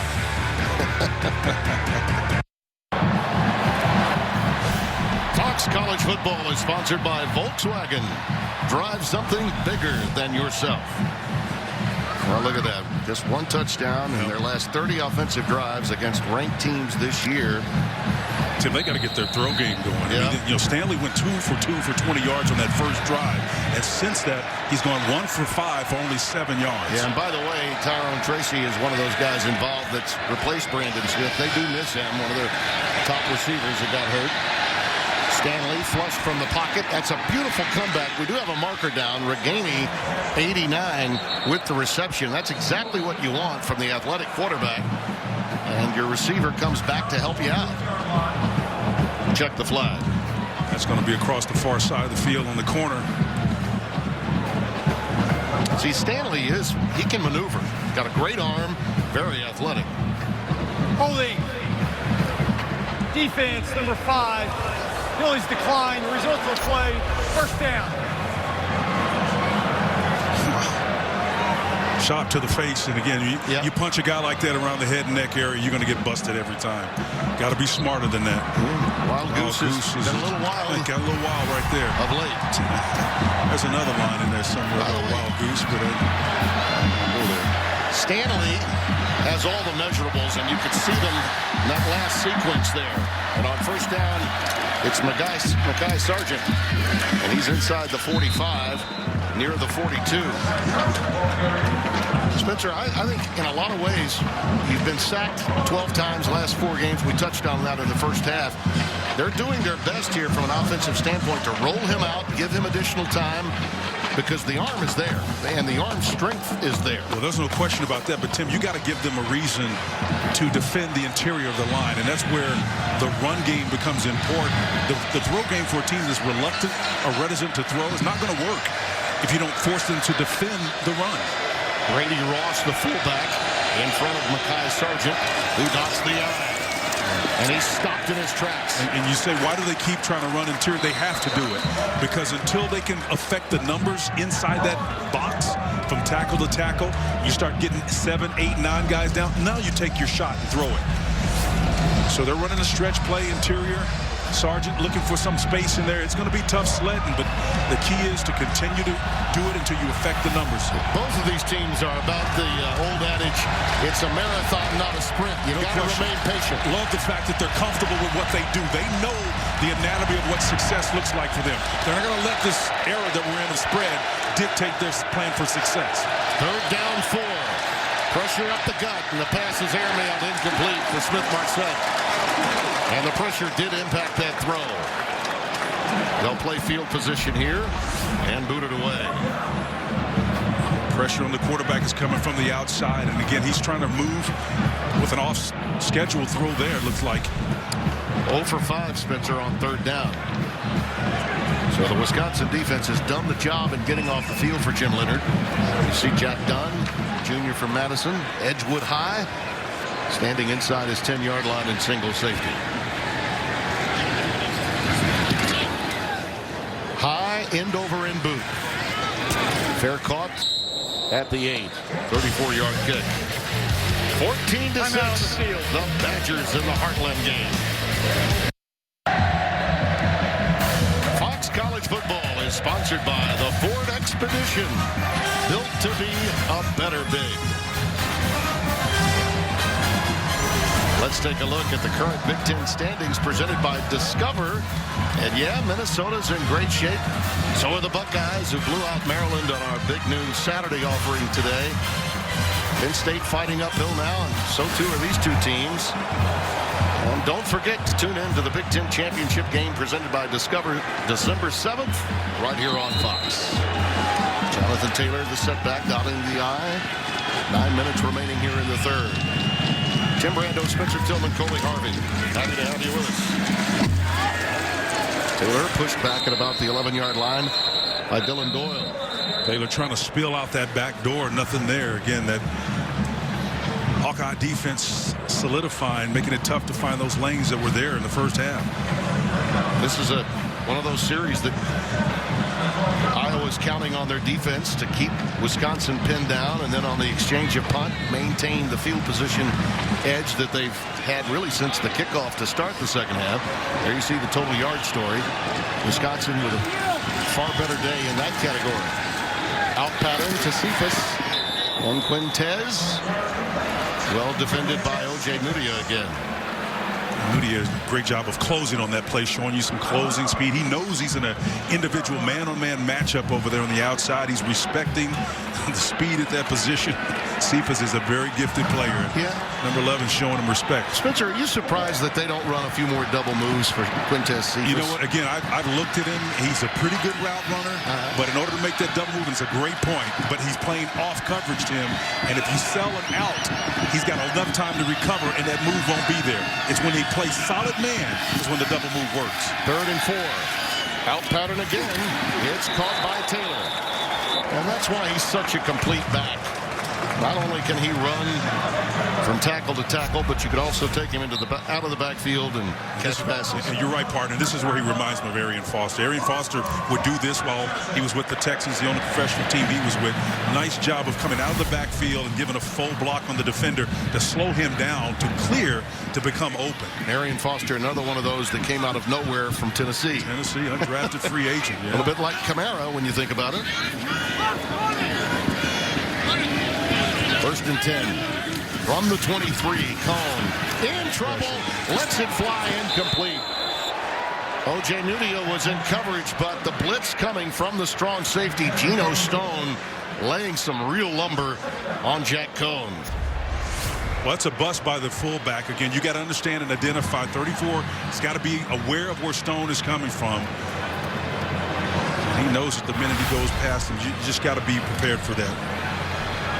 Mason Stokey just saw him there and just went right past him. There's Bryce Williams, who's made his way back out on crutches. We wish that young man nothing but the best. That's, as we mentioned, a big-time loss. But as you might expect, the Badgers' defense has adjusted appropriately.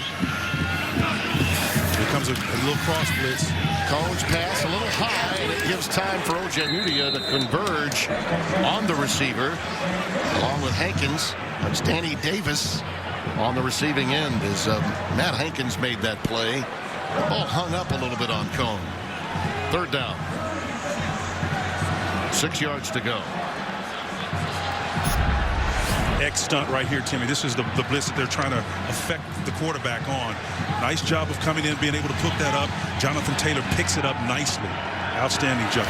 Our crew as well. You did that well. No, our crew did well. They identified where those guys are coming from. There's Taylor in motion. Look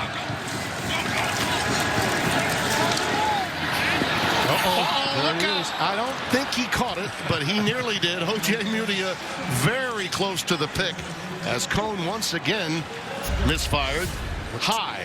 Well, Cohen, one of the rare mistakes he's made today, particularly in the second half. That ball was high, Tim, but it was the relative proximity to the offensive player that almost made that an interception headed the other direction. Games like this, it generally comes down to turnovers and additional possession. Both teams have done that once. And it's cost them 3. That's a fair catch called by Cooper from Anthony Lottie, a 34-yard punt. 6:11 remaining. Hawkeyes and Badgers in the Big Ten.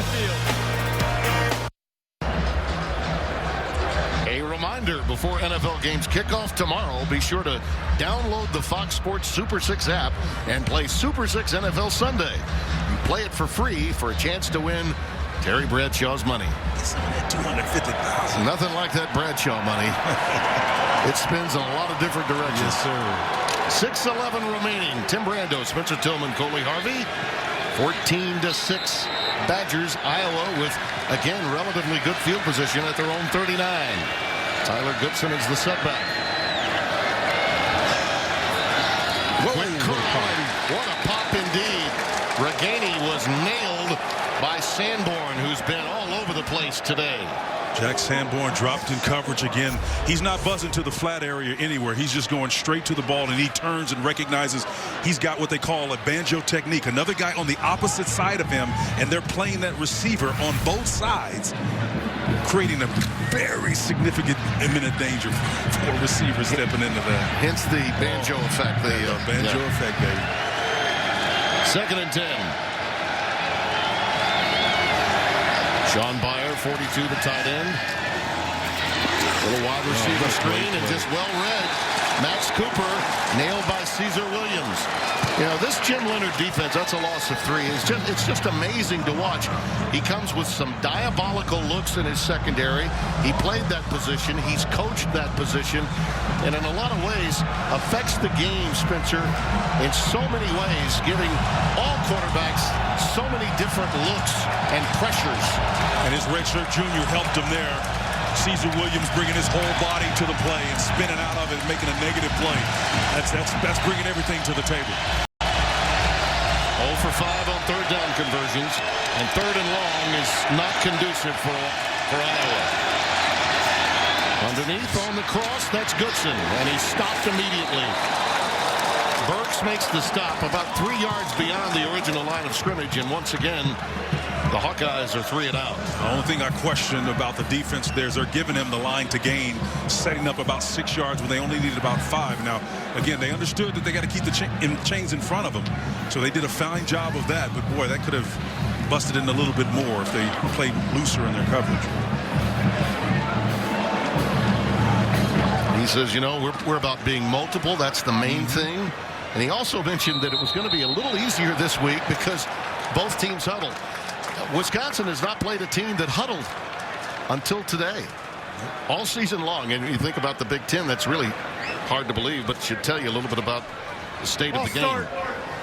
Offense, number 31, 5-yard penalty, work down. Now, that doesn't mean that everybody plays fast or with tempo, but guys are getting to the line of scrimmage and getting their calls from the sidelines as opposed to huddling up. Iowa now 0 for 6 on 3rd down in this game. That's the story, Tim. Sleep Dalton again to punt it away. Dunn back deep. He'll let this one bounce, and boy, what a great bounce it is for Iowa. They're hurrying to get to it. That's your pitching wedge? Yes, indeed. The Mac Daddy. Well, college hoops around the corner. Wait a minute. I just did one. You just did one. I just did one at Ohio State a couple of nights ago. This Thanksgiving, we've got a real treat for you on FS1. The 2019 Continental Tire Las Vegas Invitational features an excellent field. Texas Tech, finalists a year ago in the Final Four. Iowa, Creighton, San Diego State. Tickets are now on sale at OrleansArena.com. How about this scene last night? Assistant coach Howard Moore in terrible condition. His wife and daughter passed away. His son Jarrell was on hand and was introduced to the crowd. Thoughts and prayers with the Moore family. A tragic car accident this offseason. Wide open. Quintez Cephas.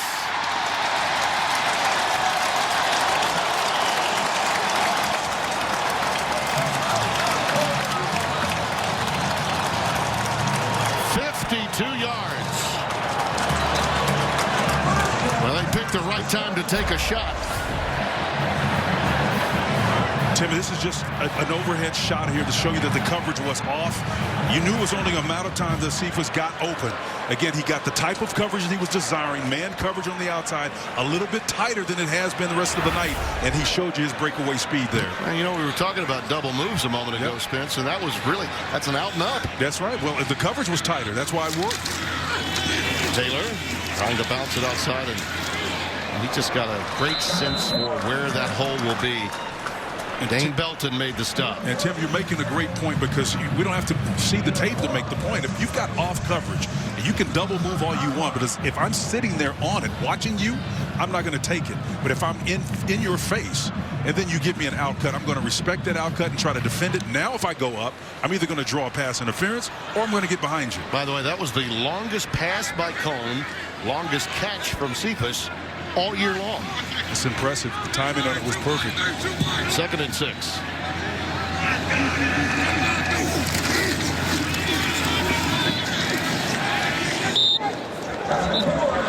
Taylor stopped at the 27. You know, we talk about this being a game of possessions and what Wisconsin is doing that Iowa's not doing. If you take a look at the anatomy of their last 3 drives for Iowa, 4 plays, and 3 plays. You cannot possess the ball. And what Coach Chris' team is doing, they're doing just the opposite of that. Controlling the clock, moving the chains. And they just took their first shot down the field. Yep. Waited for the right moment and took advantage of it. 3rd down 3. Taylor the setback out of the gun.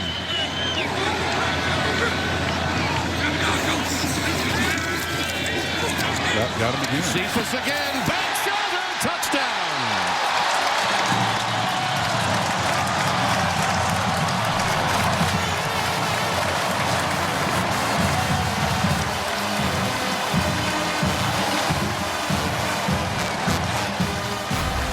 Riley Moss, this is the proximity that you're looking for, Tim. When it's close coverage like this, here's where a double move can work. He didn't need it that time, but again, was able to push him by. That type of coverage, Riley Moss was in a tough spot, playing press man coverage. A taller, more gifted athlete just used all of his suite of tools in that toolbox to get by him and get open for a significant gain in the score. Well, they've answered the bell after a couple of poor offensive performances. Badgers playing their style.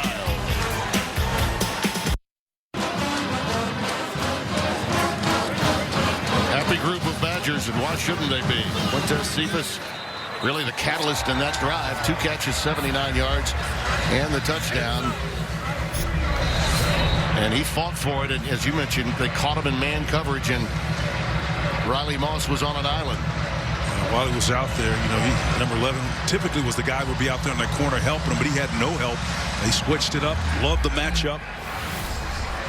And Cephas Quintez, he's just a beast, man. I love the guy's game.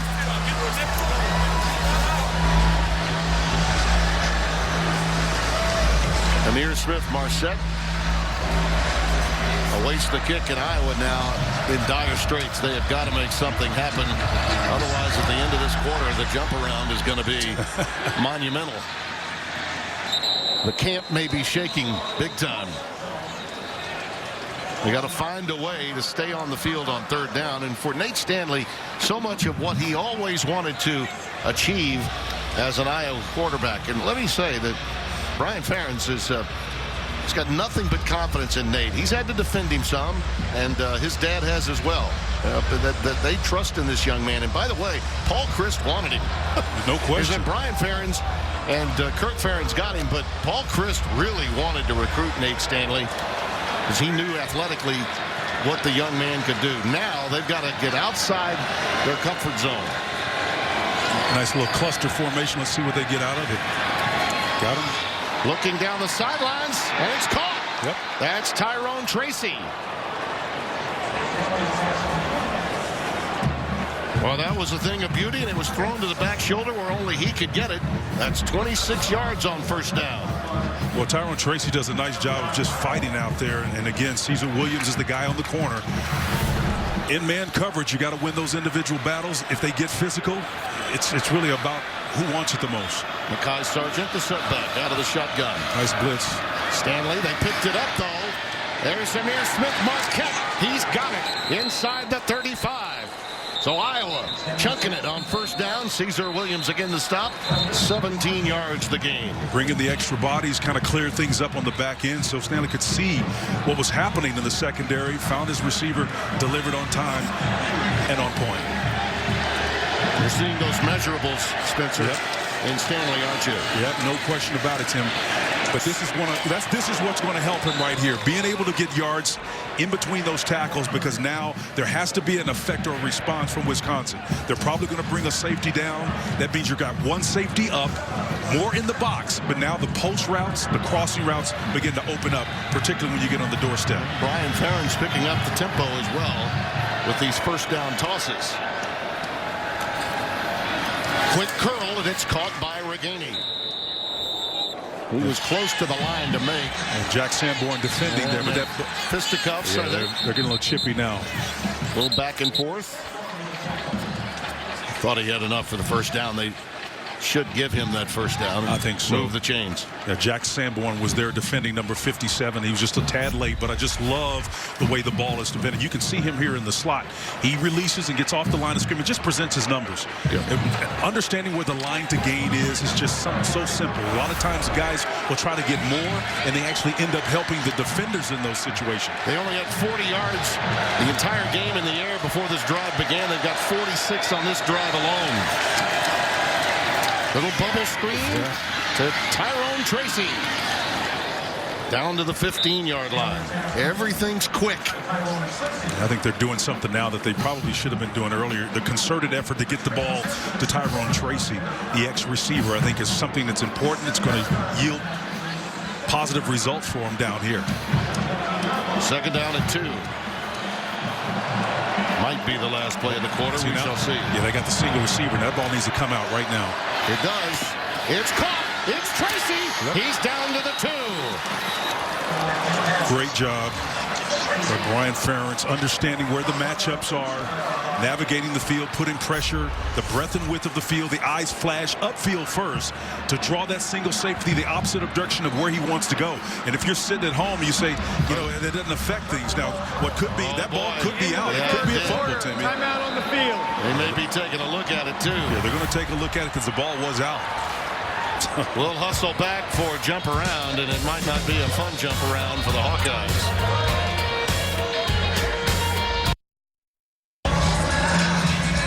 All right, so this is More Than a House, sponsored by Rocket Mortgage by Quicken Loans. And let me begin by saying this is one of the coolest things I've experienced in my career.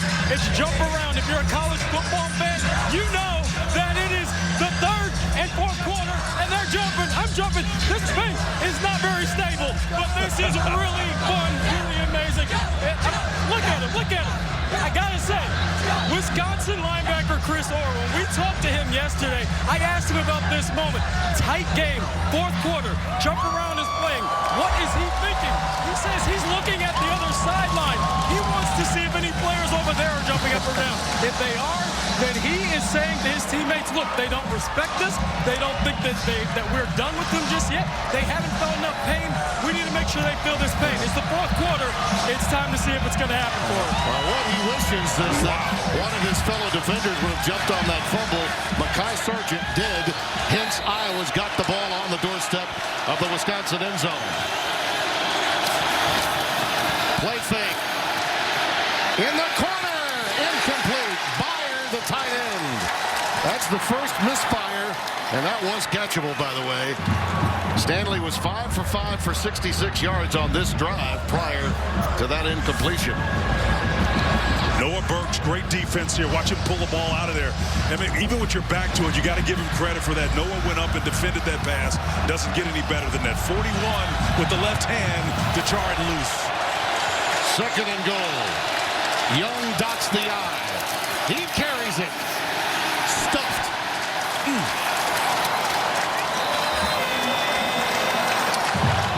One more time, we're going to show you that fumble. Tracy clearly did fumble it.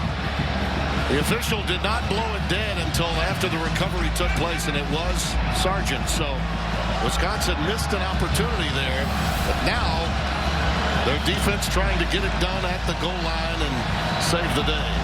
Wisconsin's got to be mindful to get the correct personnel on the field right now.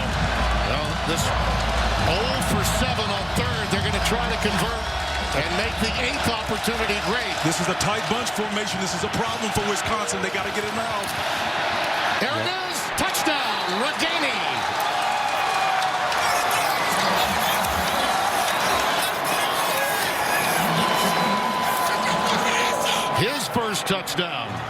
Stanley goes 6 of 7 on that drive. 11th touchdown toss of the year for the Menominee, Wisconsin native. Here's the problem right here. Number 56, Zach Brom, comes in. He causes a numbers decline. In other words, Wisconsin doesn't have enough to defend. They've got man, but you've got a linebacker now asking to cover a receiver. That matchup will lose every time. Nate Stanley trying to finally get the team from back home.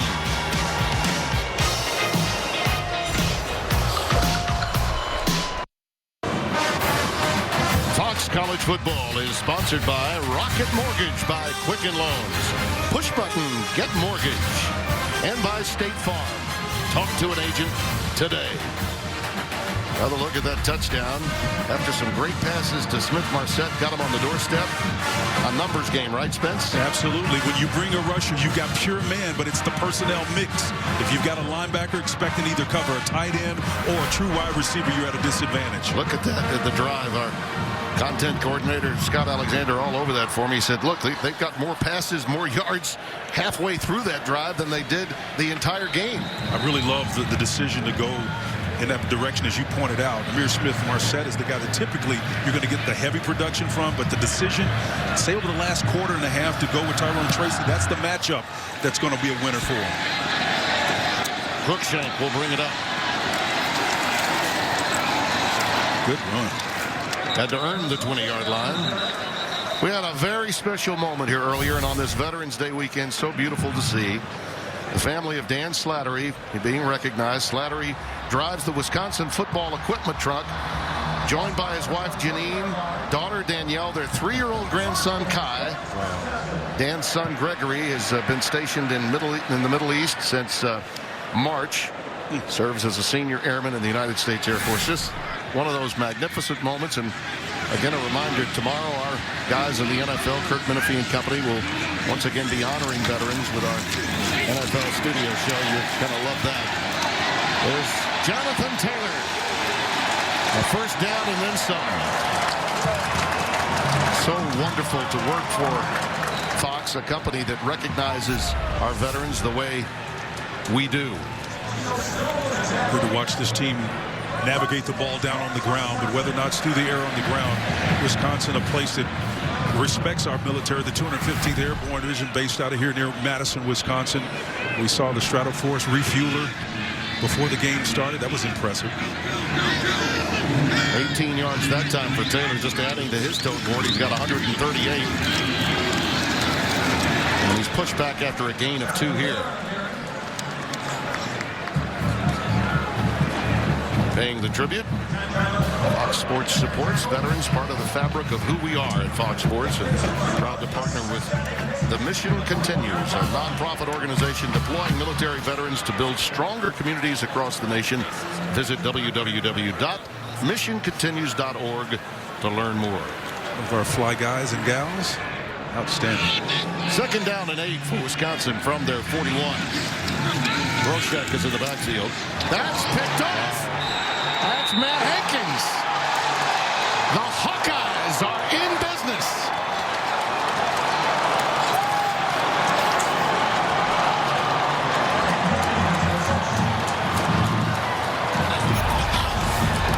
Tim, it's all about where the eyes have come. There was no imminent pressure there. That ball was just thrown low and outside. And Hankins was there just to scoop it up. It was zone coverage. Really, all you're asking the quarterback to do is just be efficient and accurate with the football. If it's thrown anywhere other than on the numbers, you're in danger. And so it's unfortunate, but now coach has got to find a way to get his team in the end zone now. That's just the 3rd interception thrown by Cone all season long. Wow. That's out of 208 passing attempts throughout the course of the year. So here we go. Stanley with a hot arm after that last drive from the 47 of the Badgers.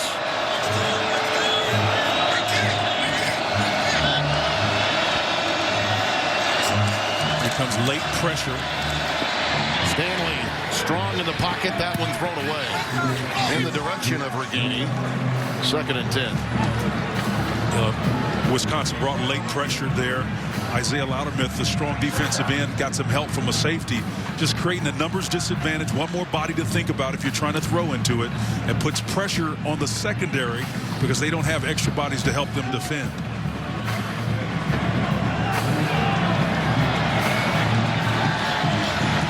Sargent remains the setback. I see once again how Wisconsin handles this bunch formation. They've got to sort it out. That's Tracy in motion. Now they got an individual matchup. That's what they want. Underneath. You got him. Oh, you missed him. Stanley unloads it late. And it's incomplete. Boy, it was Byer had a shot at it. He really did. Just could not hold on. Well, inside the game, Timmy, let me tell you something. Brian Ferentz is calling one heck of a game. I mean, just an unbelievable opportunity underneath for Tracy Tyrone to come underneath. I just want to watch him come underneath through here. Once he's underneath there, everybody's turning. It looks like it's soft zone, but what you want him to do is get that completion and turn the ball upfield. Yeah, he created that opening. No question. The pass came out late. Yep. 3rd and 10.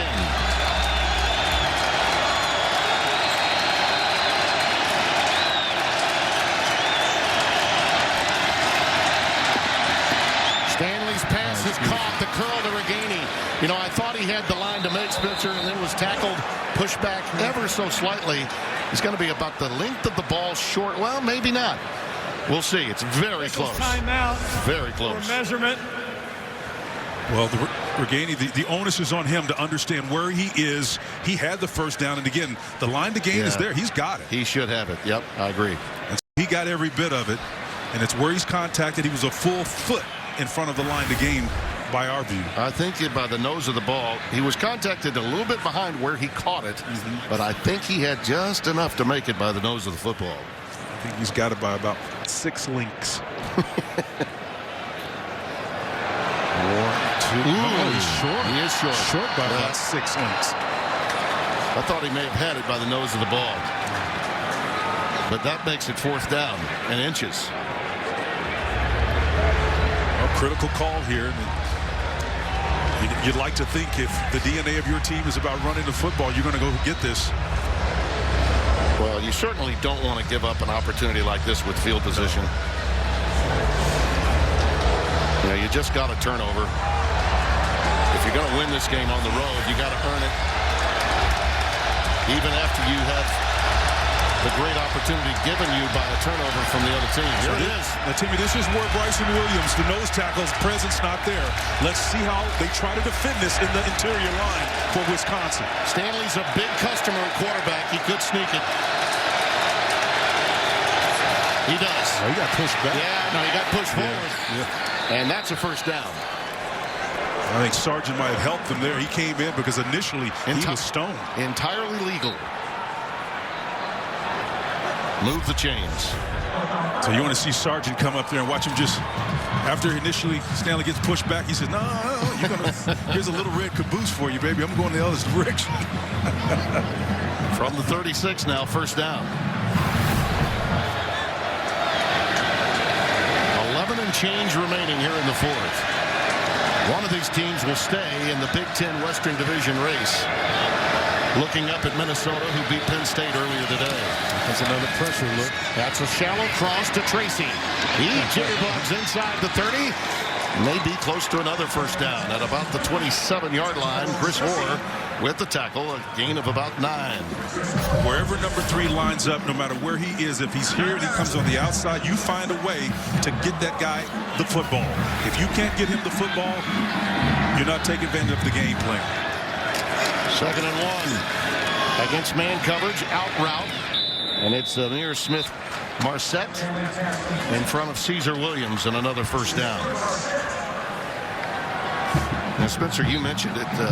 In Tyrone Tracy, you're looking at a matchup advantage, which should open it up for guys like Reganey and Smith-Marsette. It certainly did on that last drive for the touchdown. Well, here's the deal what they're doing. Amir Smith-Marsette is the guy that they're actually doubling. At some point in time, that individual matchup, they got to define whether or not they're going to respect it. They're still man covering right now. See how far the defender is off of number 3, Tyrone Tracy? He's giving him like a 10-yard cushion. Yeah, absolutely. Up at the top of your screen there. Stanley goes that way. Incomplete. Could have been picked. Reganey, the pass was a little behind him. And then it was deflected and very easily could have been intercepted. Wild Goose had a shot at it. A couple of guys did. Timmy, let me tell you what's wide open right here. If you can get protection long enough, the inside slant route behind the coverage by number 3 is wide open. So close. Sanborn was disruptive, and Wild Goose missed his opportunity. Let's see if Brian Ferencz takes advantage of the coverage we just talked about. He's got the same look. If you want to go slant right now, you've got 3. Head nod to the outside and come right back at it. Pivot route to keep the underneath coverage still. Come out. Underneath on the curl, Reganey spun down at the 21. That's a gain of 3. Third down. Yeah, nice adjustment by Wisconsin there. They kind of gave a faux look like they were going to try to defend number 3. They sat on it.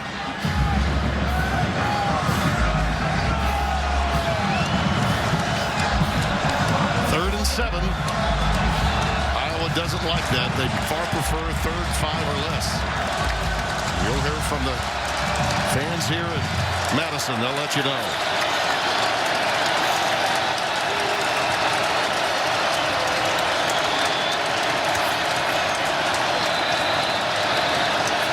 Timeout, Iowa.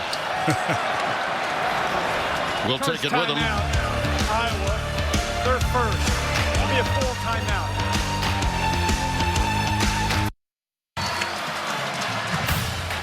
Fox College Football is sponsored by AT&T.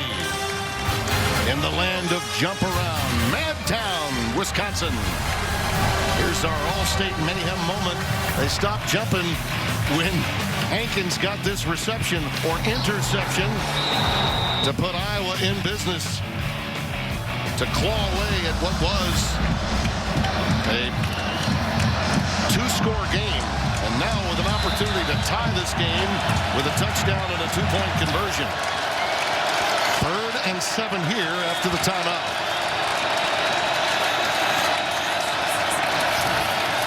Stanley over the middle. Incomplete and almost picked off. Wild Goose knocked it away. Almost intercepted. Reganey, the intended receiver, Burrell, had a shot at it on the tip drill. I want to come back with the tight end opposite of that. You can see his eyes trying to hold the coverage, but he ends up actually throwing where he wants to go with the ball. But the coverage is just too excellent, too tight. They may want to come back and work their tight end off of that. Sean Beyer was playing in an up formation. There's a nice soft spot. When you see 2 defenders back, look at the hash marks. That will be the wide open part of the field next series. 39-yard kick for Duncan. 21 of 24 in the year. And a penalty flag is down, and that may be one that keeps the drive along. We'll have to see.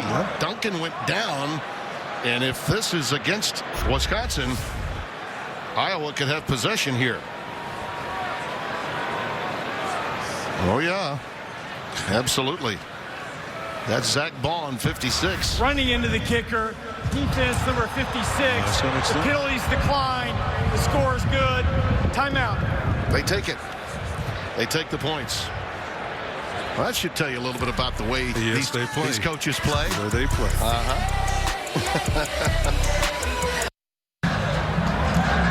Keith Duncan designating, and that's a record for him. But Spencer, I think it underscores the way these guys play. We're not questioning the decision, but how many teams can you think of with an opportunity like that to sustain a drive, try to get a touchdown, wouldn't wipe the board clean of the 3? It's just the way these guys play. You don't take points off the board. And every series leads bibliography and footnotes. Stanley on their previous drives had a couple of explosive plays, 17, 12, and 14 yards. That's significant because it shows you what they're able to do. I think Brian Ferencz did a fantastic job, the offensive coordinator, finding what works, and he thinks he can continue that. Well, you make decisions like that when you're playing for stranger trophies, right? Yeah. Floyd of Rosedale, Iowa and Minnesota. Then you got your Heartland Trophy here between Wisconsin and Iowa going back to 1894. The Little Brown Jug. We've done that one before. Paul Bunyan's Axe, Wisconsin and Minnesota. And the Land Grant Trophy, Penn State, Michigan State. We got them. A lot of trophies in there. the Big Ten. A lot of trophies in the Big Ten this time of year. The battle for the heartland. There you see the series record led by Wisconsin. They've owned this series 6 of the last 7. Jonathan Taylor's in the backfield, 1st and 10.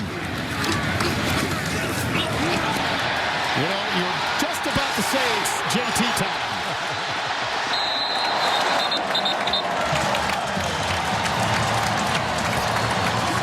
Matt Hankins, who had the interception, made the saving tackle, 36 yards. You talk about an inside traffic play right here. Nice job of moving Taylor with the spin move, showing you the elusiveness inside, and then to go get the extra yards. That's just some of that track speed on the back end of that run you saw. Patience to wait on his guys and to finish with speed. Outstanding. Longest run Iowa's given up all year. He's now got 36 carries, 176 on the ground. That's impressive. And he's done it quietly, too, really, when you think about it. Flag down, Taylor down at the 34. I just absolutely loved our conversation with him yesterday, Spencer, and his appreciation for those that have come before him. And you see that with so many of the young guys. Illegal formation, offense, more than 4 players in the backfield, 5-yard penalty. First down. Is that the tight end again, Spence? Yeah, that's the second time today. You know, you've got to have 7 on the line of scrimmage, and you got 4 in the backfield. It's not going to work. And they're doing a lot of double moves to create the illusion of power and then running to the weak side. It's been effective. As a matter of fact, that last run of Taylor's was 36 yards. That was the longest run of the game so far. So when it's working, but you got to execute the play. Frank Sterator is the side judge, and boy, is he hearing it from mild-mannered Paul Christ. Soft-spoken Midwesterner. Oh, yeah. He is letting loose now. Don't tread on him, though. Yeah. We'll let you know about it. See, they're doing it again with the same motion. You just got to make sure you're on the line of scrimmage. 1st and 15. Great penetration. There's Taylor again, finding something where there's very little. Geno Stone, the stop. He told us the north-south running capability comes from the fact that he knows that defenses are stacked against him, that they're outnumbered in the box, but that you have to find that small crack and get north and south quickly. You do, and the strategy behind it, it's really the motion is affecting the eye discipline or testing the eye discipline of the defender. They may not physically move, but if your eyes are moving, that's just as effective as you moving. 2nd down and 7. See, this is the pre-snap adjustment here. They're getting great angles on Iowa. Penetration again, but Taylor bounces up. So very close to another first down. Riley Moss, 33. Your angles in that secondary better be right or he'll bolt right by you. Here's the angle that I'm telling you about, Timmy. This is what it does. It creates angles that you can get a guy who's playing over you as a nose tackle to create a backdoor opportunity for a back with vision and the ability to make a guy miss. You turn what could have been a loss into a 7, 8, 10-yard play simply because of leverage. That's what the pre-snap movement is all about. Iowa's got to figure that out and play with a little bit more anchor, particularly at that nose tackle position. 3rd down, a yard to go. Tyler Biotish is the center. Here's Taylor burrowing in behind him. Should have the first down at the 29. This is Wisconsin ball. Just tick, tick, tick, tick, tick. That's what they want to do, and just move the chains. Officials timeout for a measurement. Fans don't like that.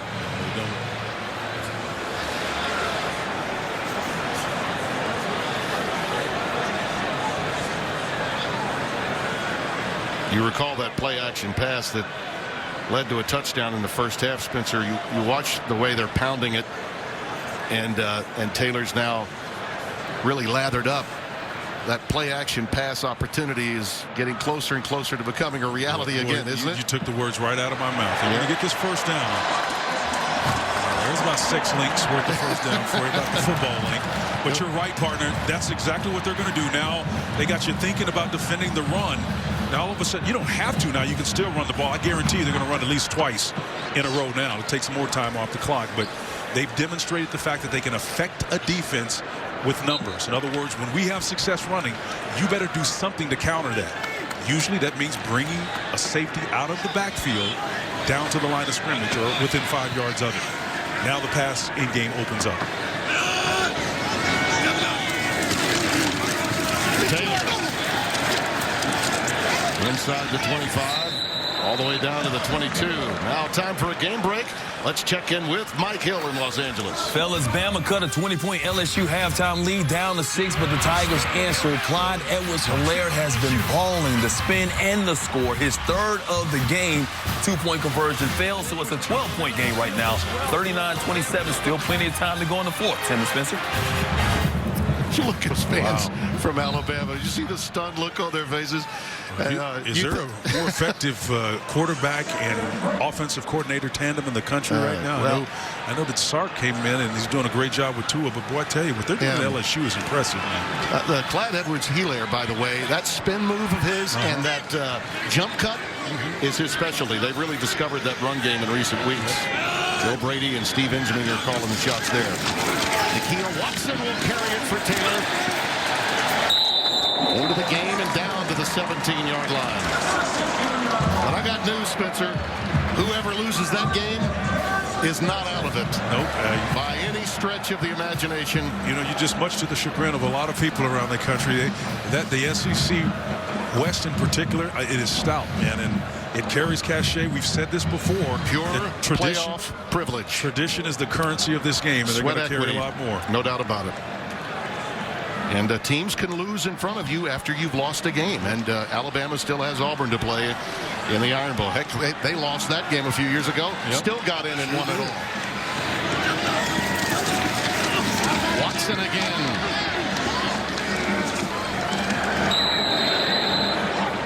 That's Jack Kerner, sophomore free safety, coming up to help for Iowa. They need to hold them to 3 here any way they possibly can. Well, I told you they were going to run at least 2 straight in a row. That would be 3 now. And if they can hold them to that, it's still a win for Wisconsin because they get the points. But, again, they take time off the clock as well, and that's what they want to accomplish. Phil Parker, not unlike his counterpart, Jim Leonard, is a defensive backs guy. Yep. The great ones, it seems, in the college game today really have been from the secondary and NFL pedigree. Cohen in the corner, incomplete. Taylor was the intended receiver, thrown behind him. That puts him a little behind the chains now for third down. It does. And to pick up on your point about that defensive kind of trend there, I think the reason why you see guys migrating back to the college with these odd fronts is you get more athletic guys that cover spread. Now, it doesn't apply necessarily to the Big Ten because these guys are playing big boy ball, but it still gives you flexibility with 3 down linemen. In this case, they got 4 on Iowa, but it creates a lot of flexibility for a stop unit. Coming in, his defense had only given up 9 touchdowns in 8 games. 3rd and 7. And the timeout's going to be taken by Cohn. Play clock was winding down. Wisconsin, their first full timeout.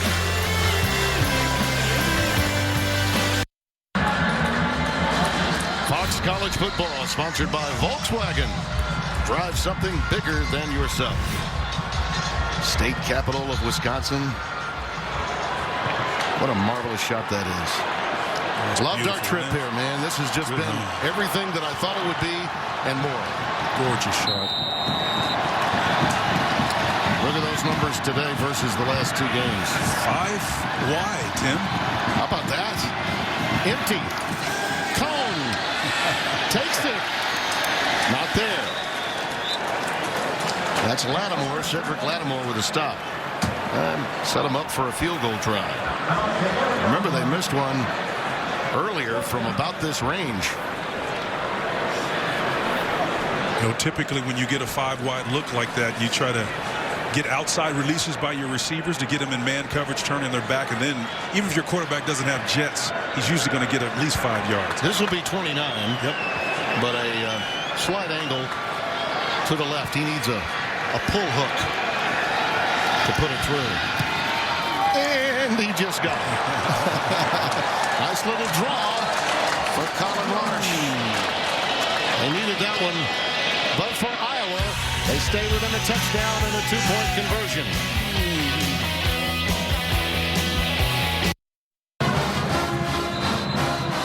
So you're growing up in Menominee, Wisconsin, and you come to games here at Camp Randall with your family as a kid. You dream of an opportunity to be in a big moment here, albeit in another uniform. Here's what you got. I'm not going to back down, as he said many times. Continue to fight. Do everything I can to help my teammates. This is a young man that's got a future beyond the college level. We said he's got all the measurables. But now he's going to be asked to come on the field, lead his team down, as he did earlier, going 6 of 7, throwing it on first down quite a bit, which they had not done until they fell behind by 15. Make some plays, and then get a 2-point conversion and send it to overtime. There he is talking to his offensive coordinator, Brian Ferentz. It's all about moments. He's got to answer that 10 plays, 64 yards, 5 minutes and 58 seconds consuming on the clock. 29-yard field goal resulting drive. That's his answer. That's his challenge. Here's Smith-Marsette. Dumped at the 23-yard line. Time now for a game break. Illinois, Michigan State, and here's Mike Hill in Los Angeles. Yeah, Michigan State once led this one 28-3, but Lovey's boys have come back on the road. Brian Lewerke picked off by Sidney Brown, and he's taking it back 76 yards. It's Illinois' 6th defensive touchdown of the year, but the point after was missed. So Sparty still has the lead, but barely. 31-30 in the fourth. Timmy Spencer. I tell you, Mike, I don't care if they lose the game or not. What a remarkable job Lovie Smith's done with that Illini. Well, they've beaten Whiskey, too, and they did it with a late interception. Over the middle. Tracy! Tyrone Tracy won't be stopped. Touchdown.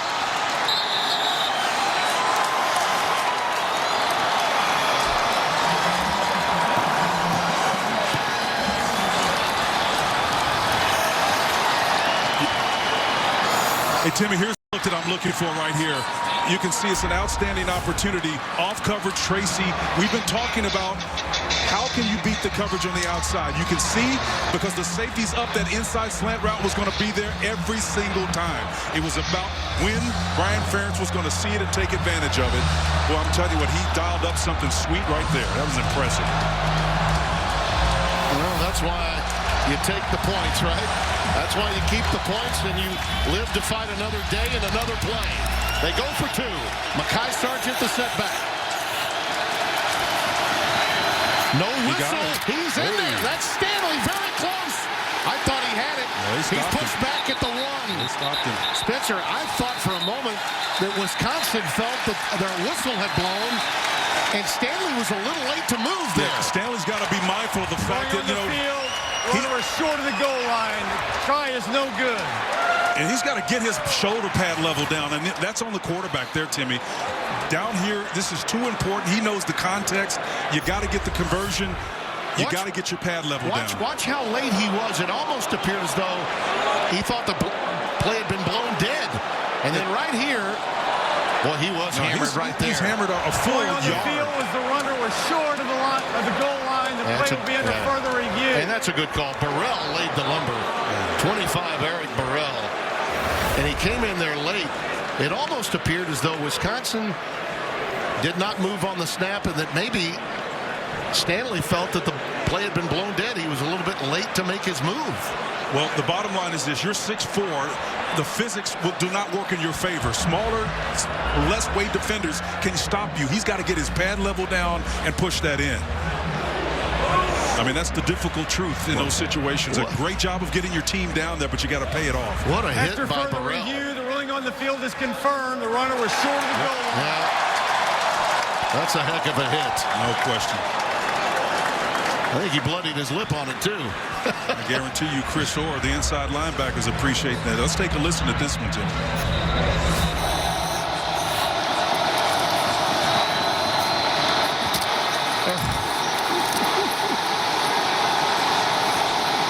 You know, I'll also say this. The umpire, Jim Shaw, also didn't help the cause of Nate Stanley there, but that happens a lot in college football, particularly up the middle. And, yeah, he did bloody his lip. And physical play by Burrell. That was a magnificent hit.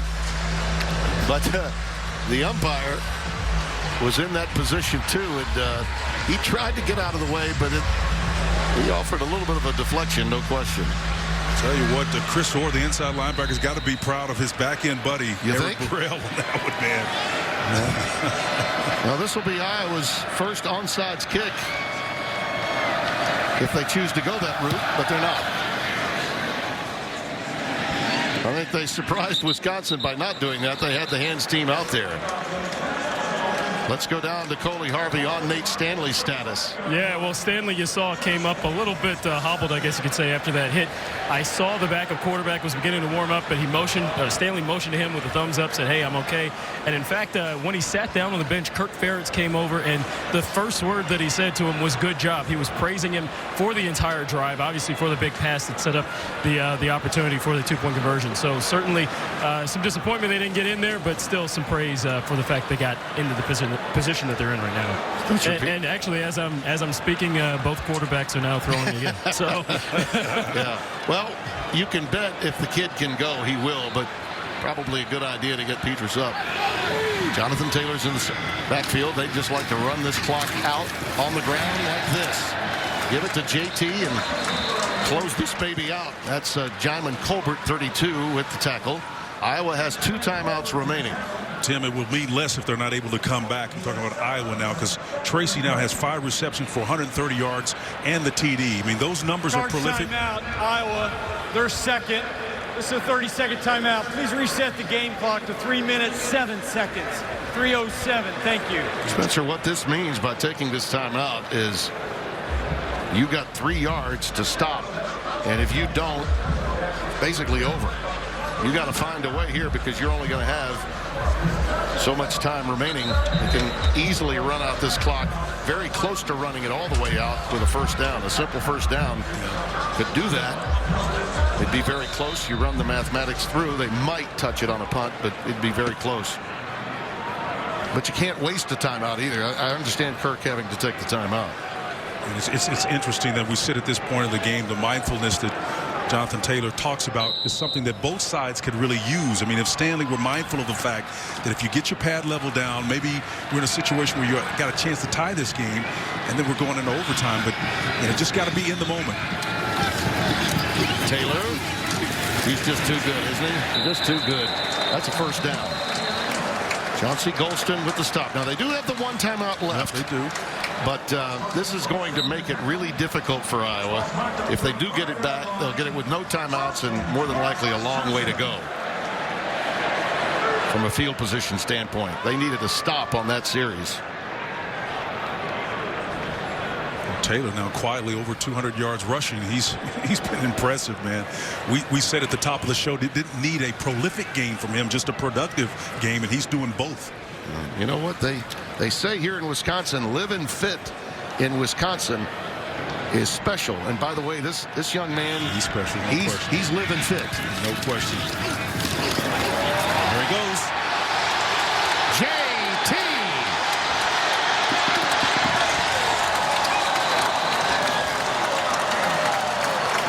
Geno Stone runs him out 42 yards. And I don't know about you, partner, but this guy, we're watching someone that's extraordinary. I just love the impressive blocking of the fullback, but then more importantly, downfield. I want you to look at number 6, Danny Davis, is in front of him. Once he breaks through that first line, watch Danny Davis, and then the judicious running of 23, taking advantage of his receiver, getting as missed yards as he possibly could on that play. Geno Stone, the safety, was back trying to defend, but it wasn't until after a sizable game. 31 carries, Spencer, 250 yards. How about that? That's strong. Ron Dane's here to watch it. Nakia Watson. And just as Jonathan Taylor marveled at Melvin Gordon before him, Nakia Watson, a redshirt freshman. Timeout. Iowa, their third and final timeout. This will be a 30-second timeout. A bit of a human sponge himself, learning from one of the all-time greats in Wisconsin lore, and they have had many of them from generation to generation. Here's the touchdown to Tyrone Tracy. It was a thing of beauty, 70-plus yards. And then the alert decision to go for 2, and what seemed to be almost a pregnant pause, if you will, by both the defense and the quarterback, led to a stoning by Burrell at the 1-yard line. Biggest tackle that young man's ever made. Yeah, you don't question the call. You just question how it was executed, Timmy. And again, at 6'4", 224 pounds, it's really about leverage. You know, these linebackers don't have to be big. It's just like sticking a wedge. You can lift a car, man, if it's just if you've got a wedge that's strong enough. Low man wins. Yep. How many times do you say that? 2nd and 5. Iowa's utilized their last time out.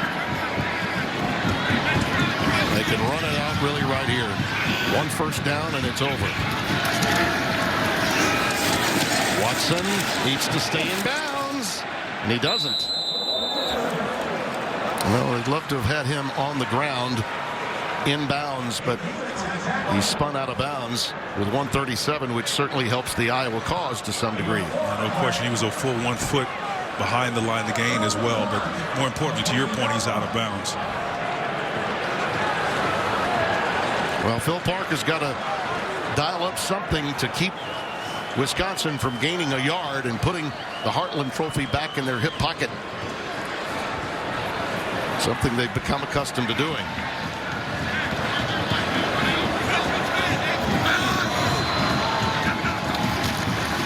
To the fullback, Stocky, first down.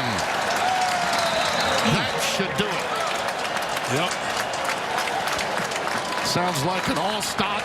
Sounds like a Green Bay Packer, right? It does, doesn't it? Maybe echoes of Chuck Mercine back in '67 in the Ice Bowl. Thought he was going to get the ball, but Bart took it anyway. Well, it appears for now, after getting off of that 6-0 start, stumbling a couple of weeks, and now they're kind of refining their formula again. Spencer, this was a bucket lister for us. No question. Coming to Camp Randall, being in the midst of this program, and boy, did it ever live up to our expectations. And many thanks to the great people at Iowa. Kirk Ferentz is one of the great ones in the business. We can't wait to get back to Iowa City to see his team in the future. Another tough loss, bitter pill against a ranked team that they so desperately wanted to finally beat, these Hawkeyes, but they'll get their shot at Minnesota real soon. And their number 1 fans will be Wisconsin. Are you ready to re-enter Jonathan Taylor's name back into the Heisman race? I am. I like what kid did. I believe Joe Burrow is wrapping that one up as we speak. But how about that? The trophy is ready to go. The Heartland Trophy will be retained here in Madison, Wisconsin. 24-22. As we mentioned, these are high school teammates, by the way.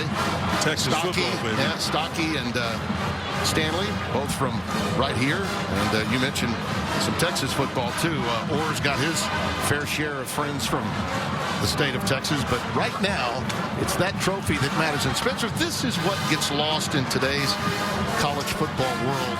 These trophies, what this game means, and in this area, you could tell this game may have lacked some national attention, but it certainly mattered to the people here. Absolutely, like an Orr. He talks about growing up watching Big Ten football. There's history, there's bibliography and footnotes there. They know what that trophy means there. There's something behind it, and that narrative is what makes our game so special.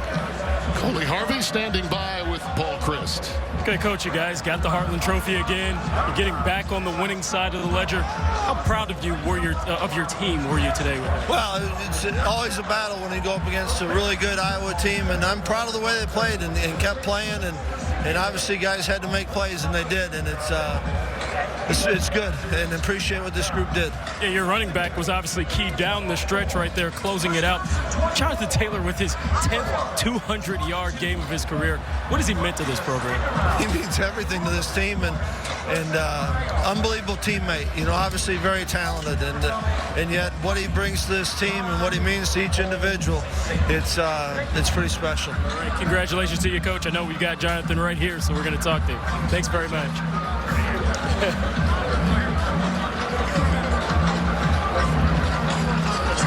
Hey, You got a hug right there from Coach. How about that? Congratulations to you, Jonathan. You went over 200 yards now. 10 games in your career that you've done that. What does it mean to be that workhorse back for this team? I mean, it's something special. It's something you sign up for when you come to Wisconsin.